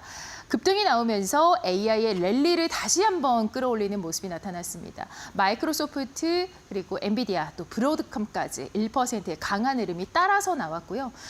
노보노디스크 차세대 임상 시험을 한다라는 소식이 들려오면서 제약주도 흐름이 좋았고 유나이티드 헬스그룹 같은 경우에도 상승 흐름이 나타났습니다. 2.56%의 오름세 보였습니다. 그리고 유틸리티 쪽으로는 이 컨스텔레이션 에너지 같은 경우에도 흐름이 상당히 좋았고 보잉이 하락하는 모습이 나타났는데요. 악재가 있었습니다. 인도 서부 지역에서 여객기가 추락하면서 200여 명의 사망자가 나왔다라는 보도가 들려오고 있죠. 네, 이 부분 때문에 보잉도 급락을 했죠. 4%대의 하락을 보였습니다. 유가 보도록 하겠습니다. 이 이스라엘의 이란 핵시설 공격 가능성이 제기가 됐고 중동 이 주시 속에서 전날에 급등했던 것들을 소폭 만회하는 모습 0.16%의 하락 그리고 68.04달러에서 마감됐습니다. 달러가 지금 좀 심각합니다. 97.61선까지 떨어졌습니다. 일단 생산자 물가지수가 발표가 됐는데 잠시 후에 보도록 하고요. 이 생산자 물가지수의 둔화, 그러니까 물가가 둔화됐다. 그리고 고용도 부진하다라는 이 이야기 속에서 달러가 하방 압력을 받고 있는 상황입니다. 매크로 신호 속에서 여러 가지 지금 혼재하는 이슈들이 존재하죠. 그 가운데 올해 최저치, 그리고 2022년 4월 이후에 3년 만에 최저치라고 보여집니다. 이 기술적 붕괴 국면에 진입했다라는 경고 예고 가운데 전문가들은 아직까지 이 저평가 구간은 아니다라고 분석하는 분들도 계십니다. 국채도 역시 이 하락하는 모습이 나타났고요. 국채 금리가 하락했기 때문에 국채 가격은 중장기물 같은 경우에는 강세를 지속하는 흐름이 보였습니다. 이슈 보도록 하겠습니다. 네, 이제 이 트럼프 대통령이 철강위에서 자동차 관세도 조금 더 인상할 수 있다라는 발언을 했죠. 철강 다음으로 자동차에 대한 인상을 시사하는 발언을 내놓았고 또 관세가 높아질수록 외국 기업들이 이 미국에 공장을 지을 가능성이 크다라는 이야기도 했습니다. 캘리포니아주 휘발유차 금지 규제 공식 무효화도 나왔는데요. 이 말은 즉슨 이 전기차 도입 계획 폐지 결의안에 서명을 한 것과 같은 의미죠. 그렇다 보니까 워낙에 이제 테슬라와 좀 적대적으로 보이는 그런 발언들을 내놓고 있습니다. 이 테슬라는 이런 소식에도 불구하고 2%의 강한 흐름을 지켜줬습니다. 경제 지표 보도록 하겠습니다. PPI 지수, 도매 물가가 관세 영향은 좀 제한적이다. 그래서 전월 대비해서 0.1%의 상승을 보이기도 했습니다. 여기에 대해서는 여러 가지 분석들 나오고 있는데요. 일단 수입품이 사전에 기업들이 많이 비축을 해놨기 때문에 5월에는 영향이 제한적이었다라는 얘기도 있고요. 또 관세가 실물 경제에 반영이 되려면 좀 시차가 필요하다. 혹은 이 소비가 빠르게 둔화되고 있는 시점에서 기업들이 이 소비자에게 이것을 이 비용을 전가시키기엔 아직 이르다라는 분석도 나오고 있습니다.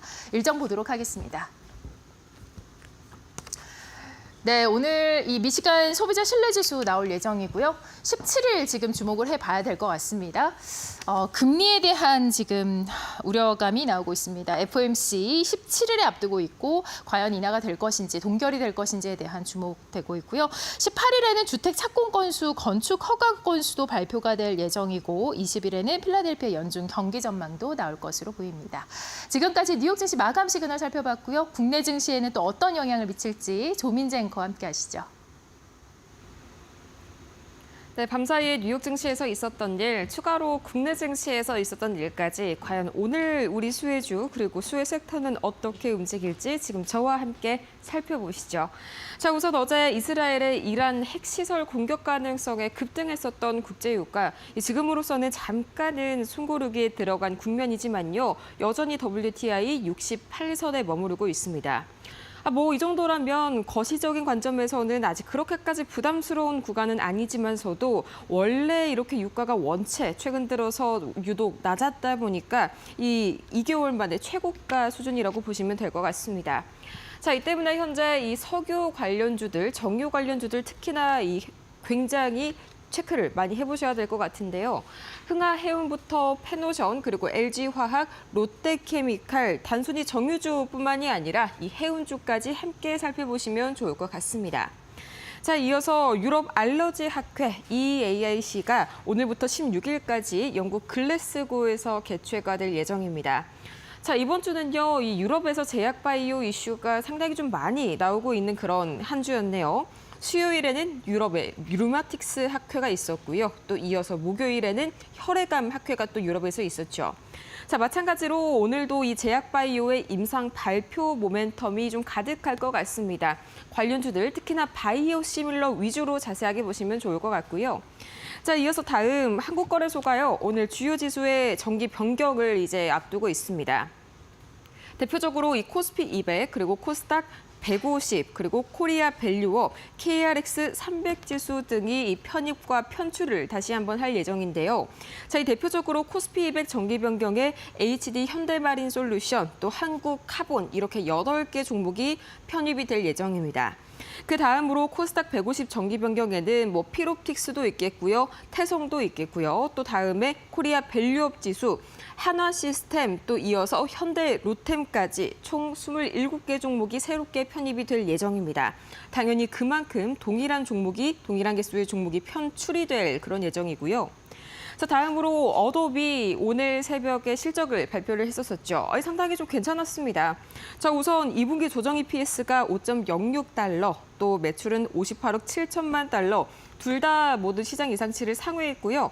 가이드도 상당히 괜찮았는데 주가 흐름이 조금 약간은 아쉽습니다. 이 시간의 거래에서 약간의 보합권 등락 움직임을 보여주고 있고요. 약간 좀 늦게 반응을 하는 이슈가 될 수도 있습니다. 그리고 워낙 그 전에 계속해서 상승 흐름 보여왔던 만큼 단기적으로는 조금 매물 소화하는 구간이라고 생각을 해도 괜찮을 것 같고요.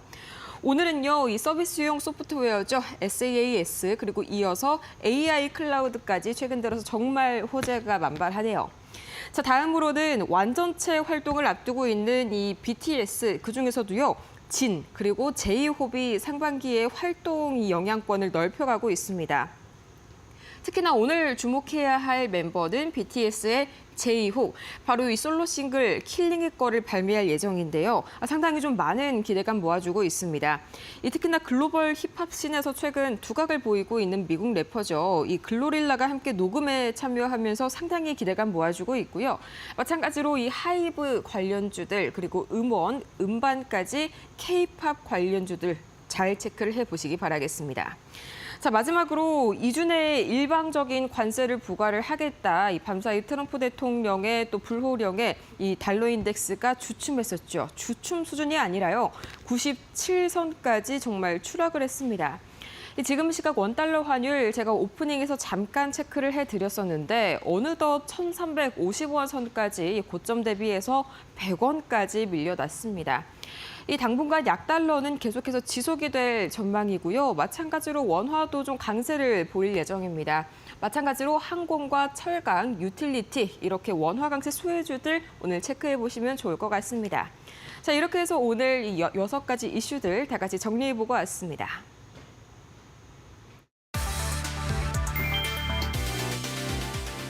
미국이 중동 내 안보 우려로 이라크 주재 대사관 철수를 준비하고 있다는 소식에 국제 유가가 11일 4% 넘게 오르며 2개월 만에 최고치를 기록했다. 브렌트유와 WTI 모두 지난 4월 초 이후 최고가로 마감됐다. 이라는 핵 협상이 결렬되면 중동 내 미군 기지를 공격할 수 있다고 경고하며 긴장감을 더욱 키웠다. 전문가들은 이란산 원유 공급이 당분간 제재로 제한될 것으로 예상하고 있다. 한편 석유 수출국 기구와 주요 산유국 협의체인 오펙 플러스는 7월부터 하루 41만 1000배럴 규모로 증산에 나설 예정이지만 주요 회원국의 자체 수요 증가로 유가 하락 효과는 제한적일 수 있다. 미중 무역 합의 소식도 유가 상승에 긍정적 영향을 줬으나 실제 수요 회복 여부는 여전히 불확실하다는 지적이다.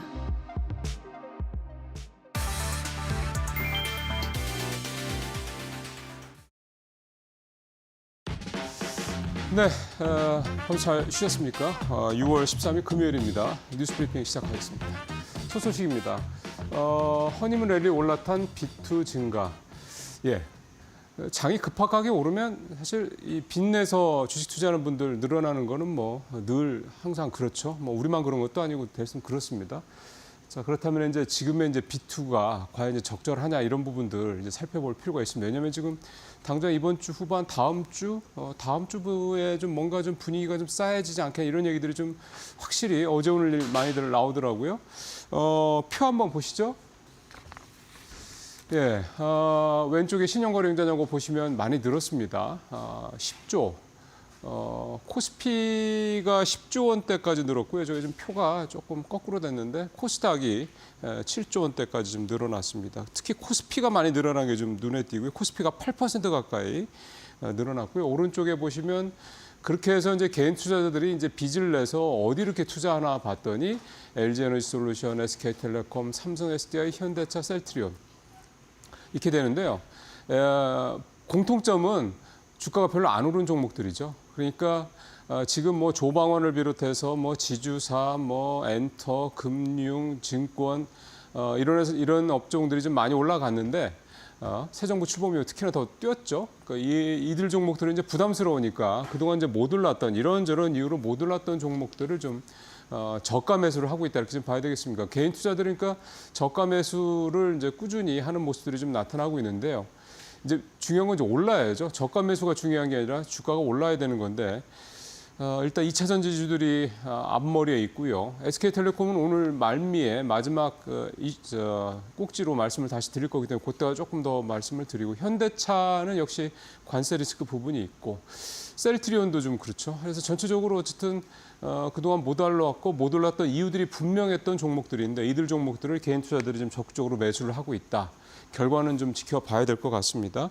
어쨌든 전체적으로는 지금 코스피가 3,000선을 향해 좀 달려가고 있는 상황이기 때문에 조금 더 갈 수 있다라는 전제에서 봤을 때 이들 종목들이 조금 많이 오른 종목보다는 좀 부담이 덜하다라는 거, 이렇게 좀 봐야 될 것 같네요.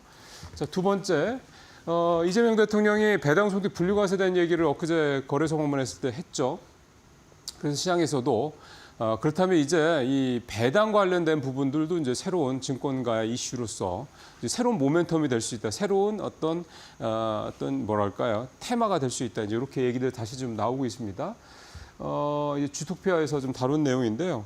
일단은 표를 좀 이재명 대통령이 이런 얘기를 했던 이유를 보면, 하면서 했던 얘기는 배당 성향을 좀 끌어올려서 부동산에 버금가는 대체 투자 수단으로 주시장을 만들어야 되겠다는 얘기.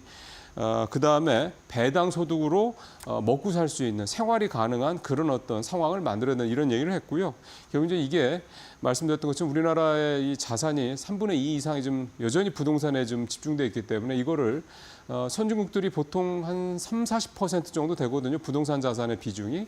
그러니까 그 정도 수준으로, 뭐 당장에 되지 않겠습니다만 한 1-20년이 걸리더라도 그런 수준으로 바꿔가야 된다라는 어떤 출발점을 좀 삼자, 이제 이런 취지로 봐야 되겠습니다. 그러려면 이제 부동산만큼 수익을 낼 수 있는 게 주식이 돼야 된다. 이게 이제 투자자분들한테 잡혀야 되는데 시간이 좀 걸리겠죠. 주식은 여전히 좀 위험 자산이라는 생각이 좀 크니까요. 그래서 그런 부분들이 인식이 변하는데 일단 시금석으로서 이번 정부에서 본격적으로 이 배당을 한번 집중적으로 좀 추진하겠다, 이런 얘기를 좀 하고 있는 거고요. 민주당 이소영 의원이 발의한 배당소득 분류과세 법안 내용을 보면 배당 성향의 기준을 35%로 잡았습니다. 그러니까 연간 35%의 배당 성향, 즉 순이익의 35%를 배당으로 돌려주는 이런 회사들 같은 경우는 이 배당에 대해서 세율도 좀 깎아주고 감세도 해주고, 그다음에 대주주들한테 좀 더 유리한 여러 가지 혜택들을 주겠다, 이렇게 지금 얘기를 하는 겁니다. 그렇게 되면 이 배당이 자리가 잡히면 우리나라에서도 좀 소위 말하는 중장기 투자의 문화가 생길 수 있는 여지가 분명히 있다, 이렇게 좀 볼 수가 있겠습니다. 사실 미국 투자 우리가 많이 하는데, 미국 투자하면서 항상 하는 얘기가 미국은 이렇게 꾸준히 올라 우상향이야, 이런 얘기 많이 하지 않습니까?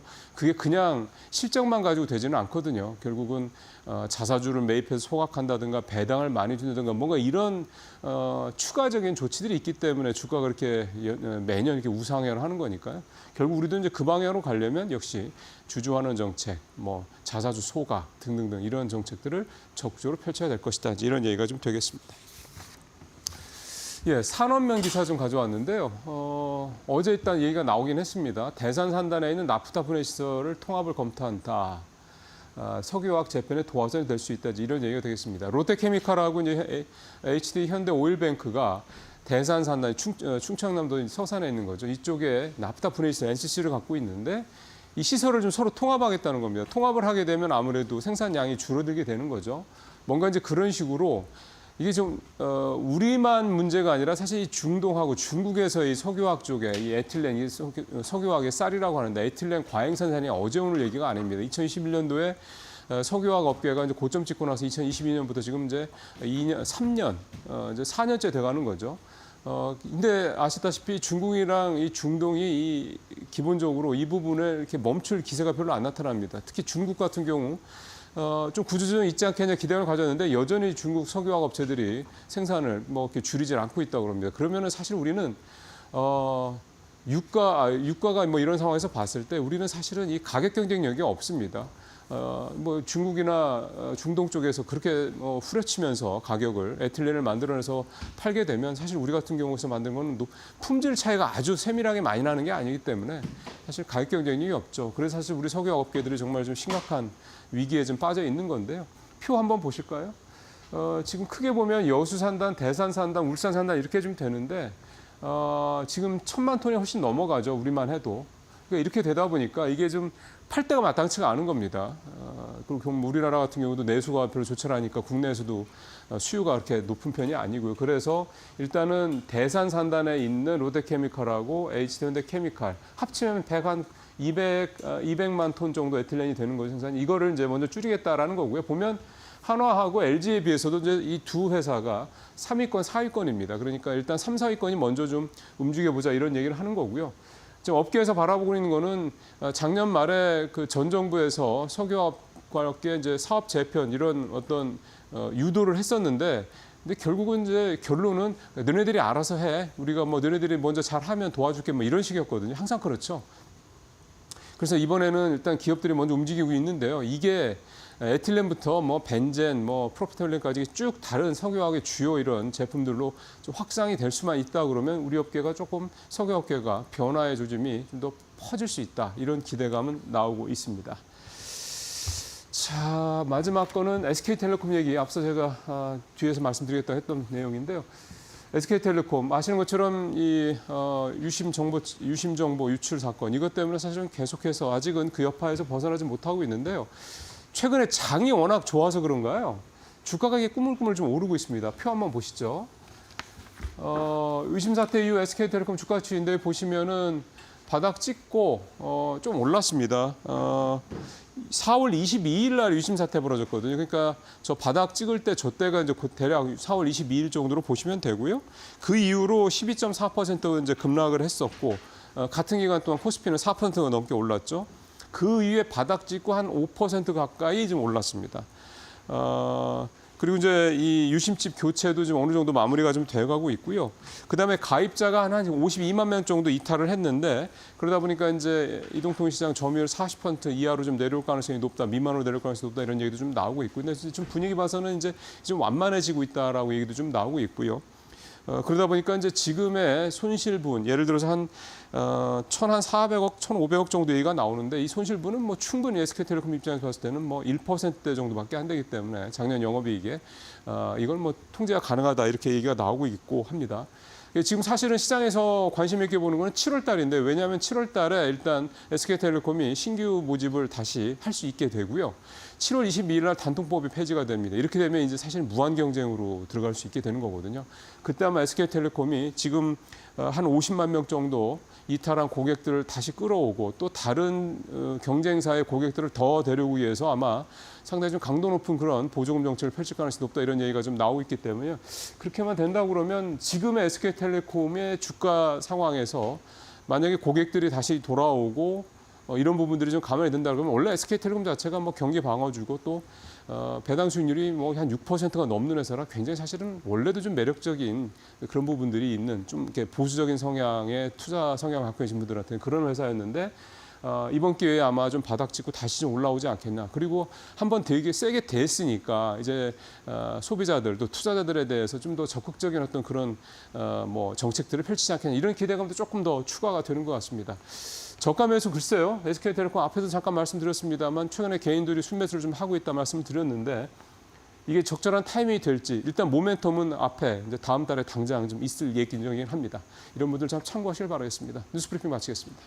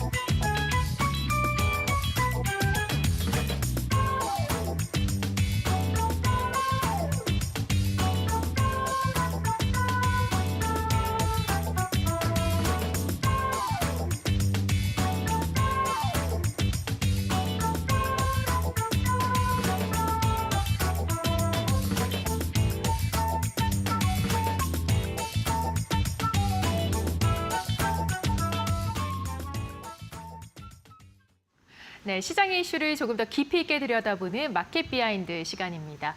오늘은 이 전병서 중국경제금융연구소 소장님을 모셨습니다. 소장님 안녕하세요. 안녕하세요. 네, 어서 오세요. 자, 새 정부 출범 이후에 이 이재명 대통령이 지난 10일 시진핑 국가주석과 첫 통화를 했습니다. 한 30분가량 통화한 것으로 알려지고 있는데 두 정부는 한중의 이 관계를 조금 더 구체적으로 또 더 높은 수준으로 발전시켜야 한다라고 강조를 했습니다. 자, 두 정상 간의 통화에서 가장 큰 관심을 끄는 건 어떤 걸까요? 뭐 5가지 정도를 짧은 통화에서 했는데요. 우리는 이제 앞에 시진핑 주석의 방문, 이게 가장 어떻게 보면 중요한 이슈였던 것 같고, 중국은 핵심 이익, 이걸 강조를 한 것 같아요. 그래서 중국의 입장에서 민감한 이슈들이 있는데 이런 거 언급하지 말아달라. 그리고 이제 지금 표현하고 있습니다만은 이 고위급끼리 소통을 좀 하자. 그래서 화해, 뭐 어떻게 보면 제스처 이제 두 가지가 나왔고, 그래서 분위기는 굉장히 좋았다. 그리고 구체적으로 짧은 이제 통화지만 한 5가지 정도가 언급이 됐다는 것은 아마 새로운 화해 분위기의 시작이다. 그렇게 볼 수 있을 것 같아요. 네, 이 시진핑 국가주석이 이 수교 33년간의 양국이 굉장히 많은 걸 잃었다라고 얘기를 했는데 앞으로의 좀 발전 가능성에 대해서도 염두를 해두고 당연히 그러고 있겠는 거죠. 뭐 그 사이 4년 동안 굉장히 관계가 조금 뭐 어색했기 때문에 이제 풀어야 될 이유가 있고, 특히나 지금 트럼프 대통령의 이제 취임 이후에 미중 관계가 다시 격돌하는 상황에서 중국으로서는 이제 어떻게 보면 미국하고의 편가르기 또 거꾸로 이제 한국을 끌어당기기 그 전략이 뭐 눈에 확실히 들어왔다 이렇게 볼 수 있을 것 같아요. 네, 좀 어떻게 보면은 대미의 의존도를 좀 줄여달라라는 무언의 신호일 수도 있지 않을까라는 생각이 드는데, 자, 그렇게 되면 이제 이 대통령이 시진핑 국가주석을 정식으로 지금 에이펙에 초대를 했습니다. 과연 11년 만에 방한을 할지에 대해서도 좀 주목이 되고 있거든요.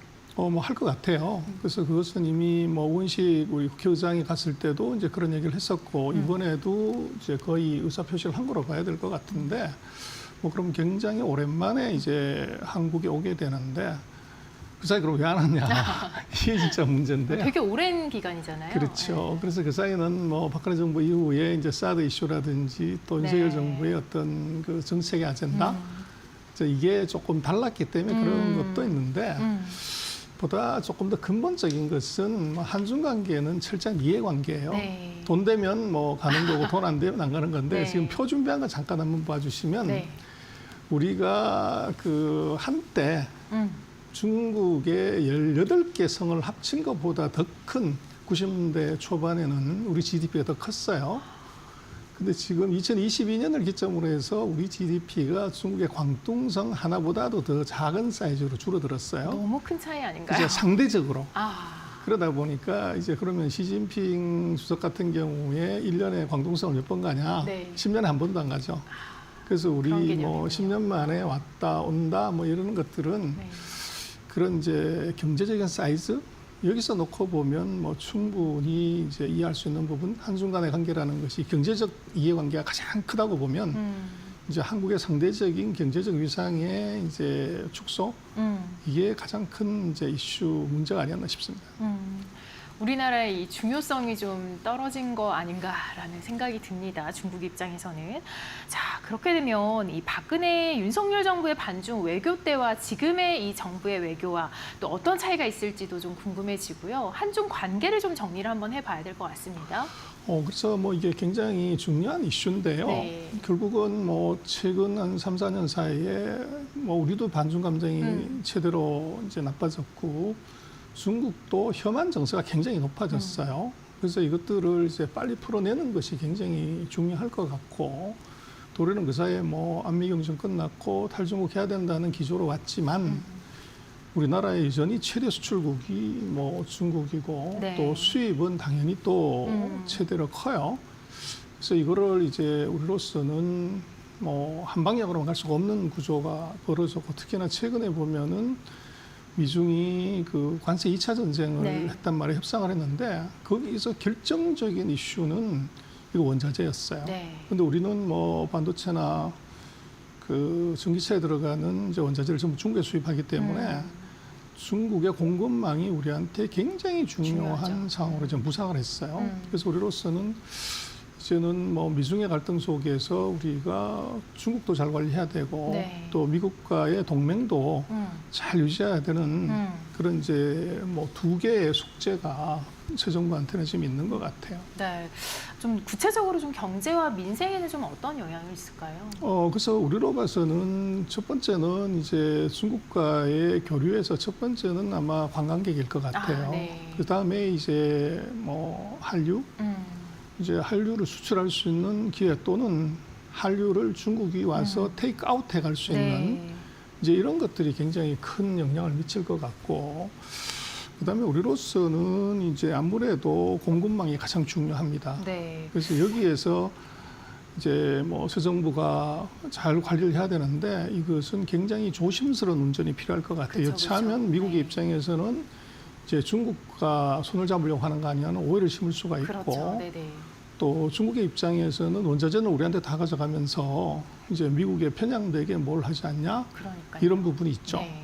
그래서 그 숙제를 이제 풀어야 되는데 지금 차트 나오고 있습니다만은 지금 보면은 저기에 그 파란 색깔이 한중 관계 지수인데 네.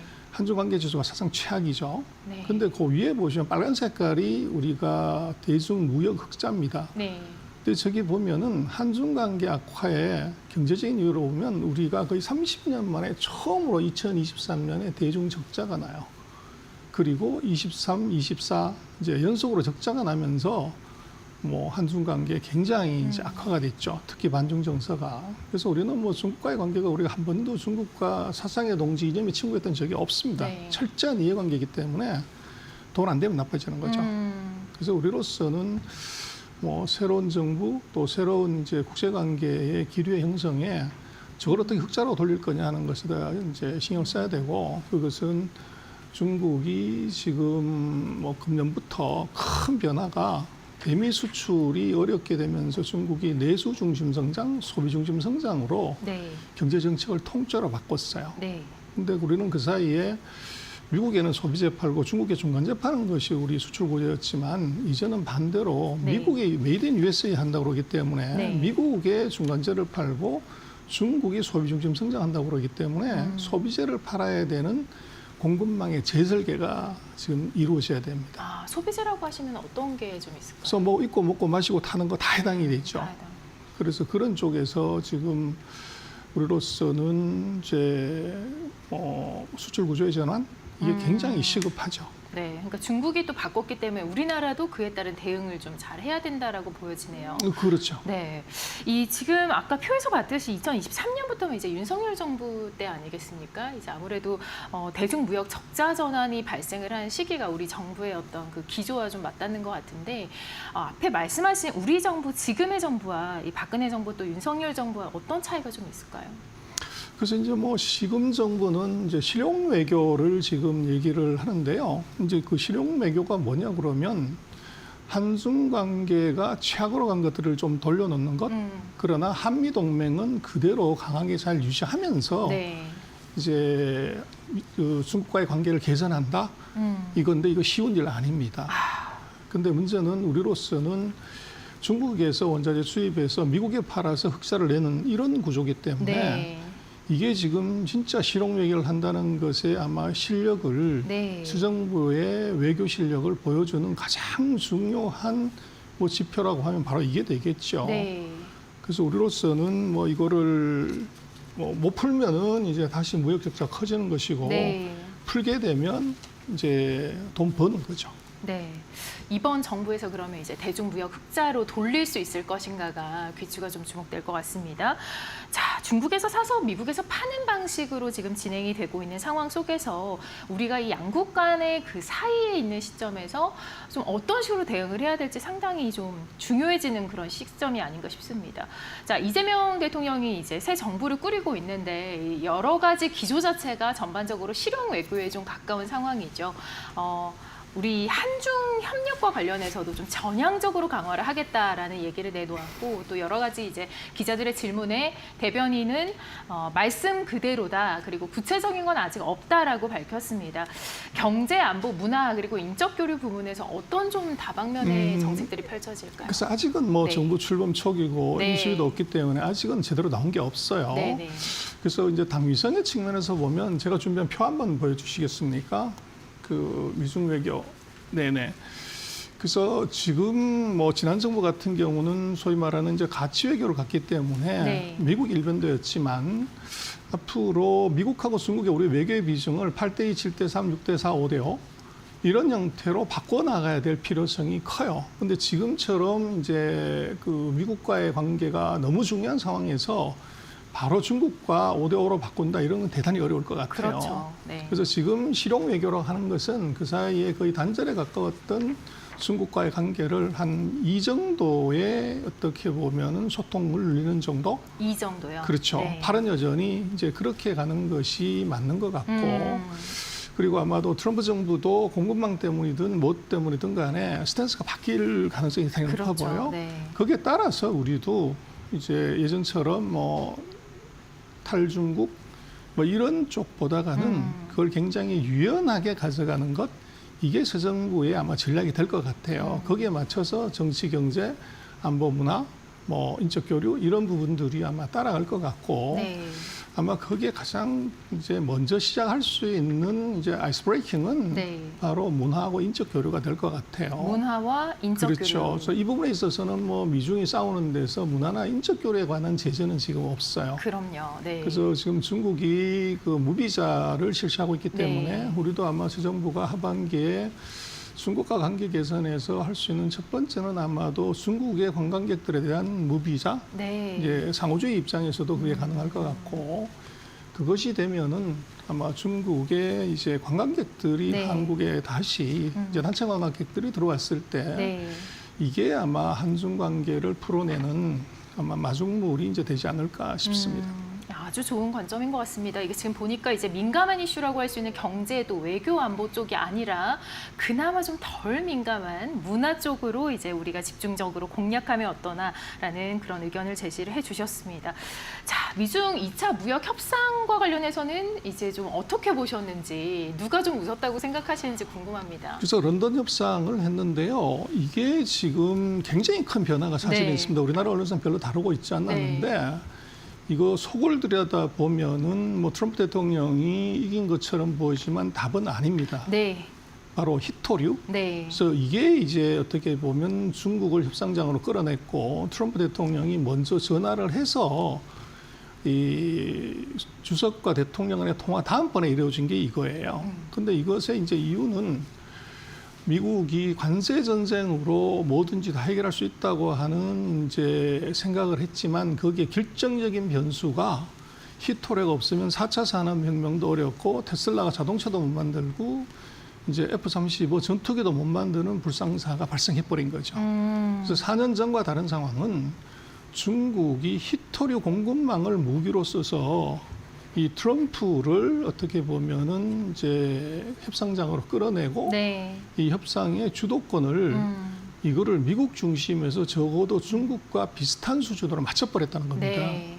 그래서 이 1단계 제네바 합의에서 관세율은 10% 30% 낮추는 걸 합의를 했지만 네. 그 사이에 히토리에 관한 부분을 중국이 2달 동안 수출을 안 했어요. 네.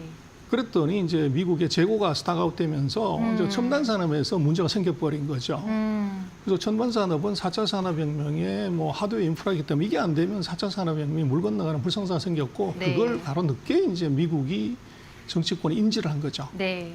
그래서 이제 부랴부랴 그 협상을 한 건데 중국이 또 아주 영악한 것이 이것에 대해서 확 풀어준 게 아니라 네. 6개월만 이제 미국이 한 것처럼 미국이 3개월간 관세 유예한다고 하는 것처럼 6개월만 이제 히토류 수출 금지 조치를 유예한다. 이렇게 해서 카드를 남겨버린 거죠. 네. 그래서 이번 2차 관세 협상은 사실은 관세는 그대로 뒀습니다. 근데 트럼프 대통령은 뭐 중국한테 우리가 55% 때렸어 이렇게 얘기를 했지만 네. 그건 또 과장이 있고요. 25%는 원래 있던 바이든 때도 있었던 거를 그 30% 추가한 것하고 더해가지고 55%라고 얘기를 한 거죠. 네, 네. 그래서 뭐 트럼프 대통령이 어떻게 보면 조금 바람을 넣어서 이제 얘기하는 습관이 있는데 네. 이번에도 그렇게 들어왔고 본질은 그게 아닙니다. 지금 히토류 공급망 전쟁에서 이제 중국이 양보하는 척하면서 뭔가를 얻어냈다. 이제 이렇게 봐야 될 것 같고, 그래서 요거는 어떻게 보면 뭐 여전히 이것은 지연된 폭탄이다. 그래서 그 사이에 이제 문제가 다시 생기면 6개월 뒤에 네. 이거 또 막아버릴 수도 있는 불상사가 생긴 거죠. 네. 그래서 미국의 일방적인 이제 관세 중심의 이 무역 전쟁에서 네. 중국이 어떻게 보면 반전의 카드를 하나 꺼냈다. 네. 그게 바로 공급망이다. 그래서 이제 역전에 이제 어떻게 보면 새가 이번에 보인 것 같고, 그래서 뭐 그 외에 뭐 유학생을 뭐 막았던 걸 푼다 이런 것들은 사실은 마이너한 이슈인데 네. 그거를 이제 뭐 회담의 성과로 나열을 하다 보니까 네. 이제 그런 것 같고요. 하여간 중요한 것은 관세는 그대로 갔다. 네. 1단계, 2단계 똑같고 네. 이번에서는 히토류 이거 언제 공급할래? 규제 풀래 말래 하는 것들이 이게 가장 핫한 이슈였다. 네. 이제 그렇게 보여집니다. 저는 정말 듣다 보니까 굉장히 이제 본질은 중국의 편이 아닌가 싶기도 합니다.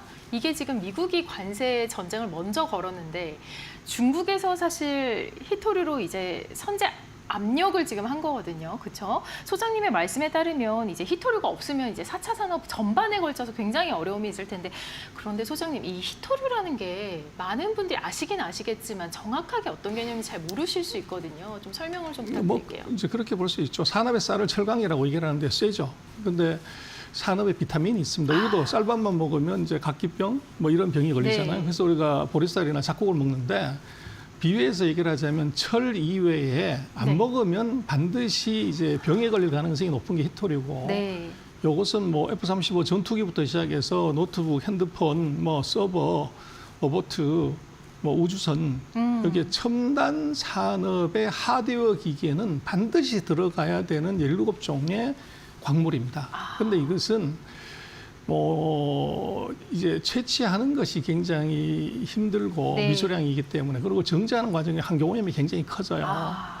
그래서 이제 중국 같은 경우는 전 세계 거의 생산량의 60% 그리고 완제품의 90%를 중국이 지금 장악하고 있어요. 90%나 되는군요. 그런데 이제 어떻게 그게 가능하냐 하는 네. 건데, 결국은 미국이나 선진국은 환경 오염 그러면 뭐 펄쩍 뛰죠. 그래서 이제 중국을 하는데, 중국은 뭐 땅덩어리가 우리나라의 98배거든요. 근데 실제로 사람이 살 수 있는 땅은 중국의 3분의 1 지역 서쪽 지역은 네. 그냥 사막이고 고원이고 네. 뭐 사람이 잘 못 살아요. 그럼 거기다 그냥 묻어버리면 되는 거죠. 그러다 보니까 이제 전 세계에서 최대의 그 히토류 생산 또 히토류 제품의 이제 가공 공장으로서 중국이 일어섰고, 네. 이게 지금 이제 미중의 협상에서 결정적인 카드로 이제 들어와 버린 겁니다. 그래서 지금 뭐 히토류 관련되는 부분들은 앞으로도 계속적으로 이것이 이제 둘 사이 협상 테이블에 올라가는 주된 메뉴이기 때문에, 또 그리고 가격은 싸움 붙으면 항상 올라가게 되죠. 네. 그러다 보니까 뭐 히토류 관련주들도 이제 주가가 강세를 보이는 것은 이제 지극히 당연하다, 그렇게 보십니다. 네. 아주 자세하게 히토류에 대해서 좀 설명을 해주셔서 참 이해가 쉬웠는데요. 그럼에도 불구하고 우리가 지금 이 중국과의 관계에서 관세율이 변하지 않았다라는 게 좀 핵심인 것 같습니다. 사실상 협상을 진행했지만 협상이 되지 않은 거나 마찬가지의 느낌이 좀 풍겨지거든요. 그래서 이제 뭐 50%, 80%, 네. 뭐 125%, 245% 그렇게 계속 올렸는데 네. 그 숫자는 의미가 없어요. 네. 그래서 지금 전 세계에서 마약보다 구하기 어렵고 황금보다 더 비싼 게 하나 있거든요. 그게 바로 엔비디아 칩입니다. 칩 하나에 6만 달러씩 하는데 네. 엔비디아의 마진이 얼마냐면 63% 정도 돼요.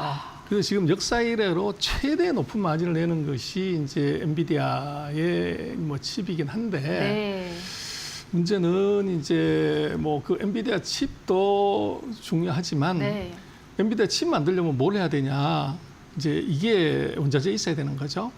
그리고 또 한국 같은 경우도 뭐 엔비디아 칩이 뭐 대단하긴 하지만 이제 우리 HBM이 없으면 그게 안 돼요. 네. 그러다 보니까 이게 지금 같은 경우는 어떤 제품이든지 간에 한 나라가 모든 걸 자급자족해서 만드는 나라가 없습니다. 네. 그러다 보니까 글로벌 공급망을 통해서 뭐든지 다 하기 때문에 그렇죠. 네네. 그중에 단 하나의 소재나 품목만 없어도. 문제가 있어도 예. 이제 전 세계 라인이 섞버리는 그런 상황이 지금 벌어진 거죠. 네. 그래서 지금 어느 누구도 지금 공급망 전쟁에서는 이게 미국이든 중국이든 웃을 수 없는 상황이에요. 네. 근데 이것은 공급망은 소유하는 것이 아니라 잘 네. 관리하는 겁니다. 아. 어떤 나라도 가질 수 없기 때문에 그래서 그 관리 능력이 이제 그 웃고 웃는 관계고 이제 중국 같은 경우는 그 히토리 금속의 공급망을 광물부터 완제품까지를 다 지었기 때문에 네. 이번 싸움에서 우승 거죠. 그런데 이 소장님 90%라고 하셨는데 그러면 중국 말고는 대체될 수 있는 나라 전혀 없나요? 뭐 작은 나라들이 있기는 한데 네, 네. 이제 가공 실력 그다음에 이제 그것을 가공했을 때 발생하는 환경 문제를 네. 이거를 미국도 뭐 부전양으로 보면 전 세계 뭐 3등 안에 들어가요. 네네. 근데 이것을 채취, 채굴하고 가공하는 데 있어서 환경 이슈가 워낙 크기 때문에 이걸 네. 감당을 못 하는 거죠. 네. 알겠습니다. 자, 히토류가 굉장히 이렇게까지 이제 중요한 이제 무기라고 중국에 얘기를 해주셨습니다. 자, 올해 들어서 이 뉴욕 증시의 나스닥 상승 탄력이 둔화되고 있는 반면에 이 중국판 나스닥이라고 불리는 홍콩의 항생테크 지수가 30% 가까이 올랐습니다. 중국 투자 전략 앞으로 어떻게 봐야 될까요? 그래서 뭐 4년 동안 주가가 올라간 데가 미국이고 4년 동안 사상 최저치를 갱신한 전 세계 유일한 나라가 중국이에요. 네. 그러다 보니까 뭐 저평가가 당연히 있고 네. 두 번째는 이제 미중의 전쟁을 지금 우리가 텍스, 그 테리프라고 얘기를 하지만 제가 볼 때는 그것은 테크로 해석해야 된다. 그래서 30%의 관세를 뛰어넘을 수 있는 것은 뭐 이게 불 끄고 잔업도 하고 해서 할 수 있는 게 아니고 신기술이 들어와야만이 30% 절감할 수가 있어요. 그래서 중국이 1단계 모의 협상에서 25% 보복 관세를 받았는데도 네. 그 사이에 무역자가 계속 늘어났다는 것은 기술 국산화가 이루어졌다는 거죠. 국산화가. 그렇죠. 기술 네. 국산화가. 그게 메이드 인 차이나 2025인데 그래서 결국은 앞으로 중국은 이 관세율을 넘어서는 원가 절감을 해야만이 살아남게 되는데 네. 그게 바로 AI 플러스입니다. 신기술을 도입한 원가 절감이 중국의 전략이고 네. 그러다 보니까 이게 정부로서는 이 AI 투자를 이제 무지막지하게 할 수밖에 없고 네. 거기에 또 민간 기업이 같이 동조를 한 거죠. 그래서 최근 4년간 미국의 뭐 주식시장 호황, 투자 호황은 전부 AI 때문에 그랬는데 중국의 AI가 2025년부터 미중의 묘한 전쟁의 와중에서 이제 앞으로 아마 4년 이상 미국이 투자한 것과 같은 열풍으로 투자를 하게 돼요. 그러다 보니 그 수혜자가 바로 AI 하드웨어 인프라, 테크주 이게 이제 먼저 수혜를 보는 것이고 네. 또 정부가 그 사이에 중국의 빅테크에 대해서 제재를 한 4년 동안 했는데요. 이걸 이제 금년 2월 달에 완전히 다 풀었습니다. 네. 그러다 보니까 정부의 어떤 이제 빅테크에 대한 이제 제재에서 육성으로 네. 전환 거기에 이제 AI의 대대적인 투자 확대 네. 이 두 가지가 같이 맞물린 거죠. 그래서 이게 이제 뭐 항생테크도 그렇고 중국 본토의 M10도 주가가 네. 미국 M7보다 더 올라간 이유는 바로 그겁니다. 네. 그러나 중국이 지금은 당장은 미국과의 관세 전쟁을 극복하기 위한 방안으로 이제 테크를 이제 대대적으로 투자하기 때문에 기술주가 먼저 갔지만 네. 그렇다고 해서 이제 미국으로 수출하는 부분을 어떻게 해소하려는 부분은 네. 내수 중심 성장입니다. 그래서 소비를 대대적으로 육성하겠다고 하는데 소비는 심리죠. 그게 네. 바로 반영이 되는 거. 돈은 바로 집어넣을 수 있지만 사람의 심리는 좀 시간이 가기 때문에 네. 그래서 상대적으로 지금 중국의 그 소비주는 약하긴 하지만 네. 아마도 이제 선기술주, 후소비주 이런 형태로 아마 중국의 증시 상승의 패턴은 갈 것 같아요. 네. 그리고 지금 중국도 4년 동안 이제 경기가 나빴었기 때문에 최근에 반도체 가격이 올라갑니다. 디램 가격이. 네. 그런데 미국이 뭐 GDP가 마이너스 성장하고 유럽 경제 어렵고 하는데 어떻게 반도체 가격이 올라가냐는 것은 바로 중국에 있습니다. 답은. 네.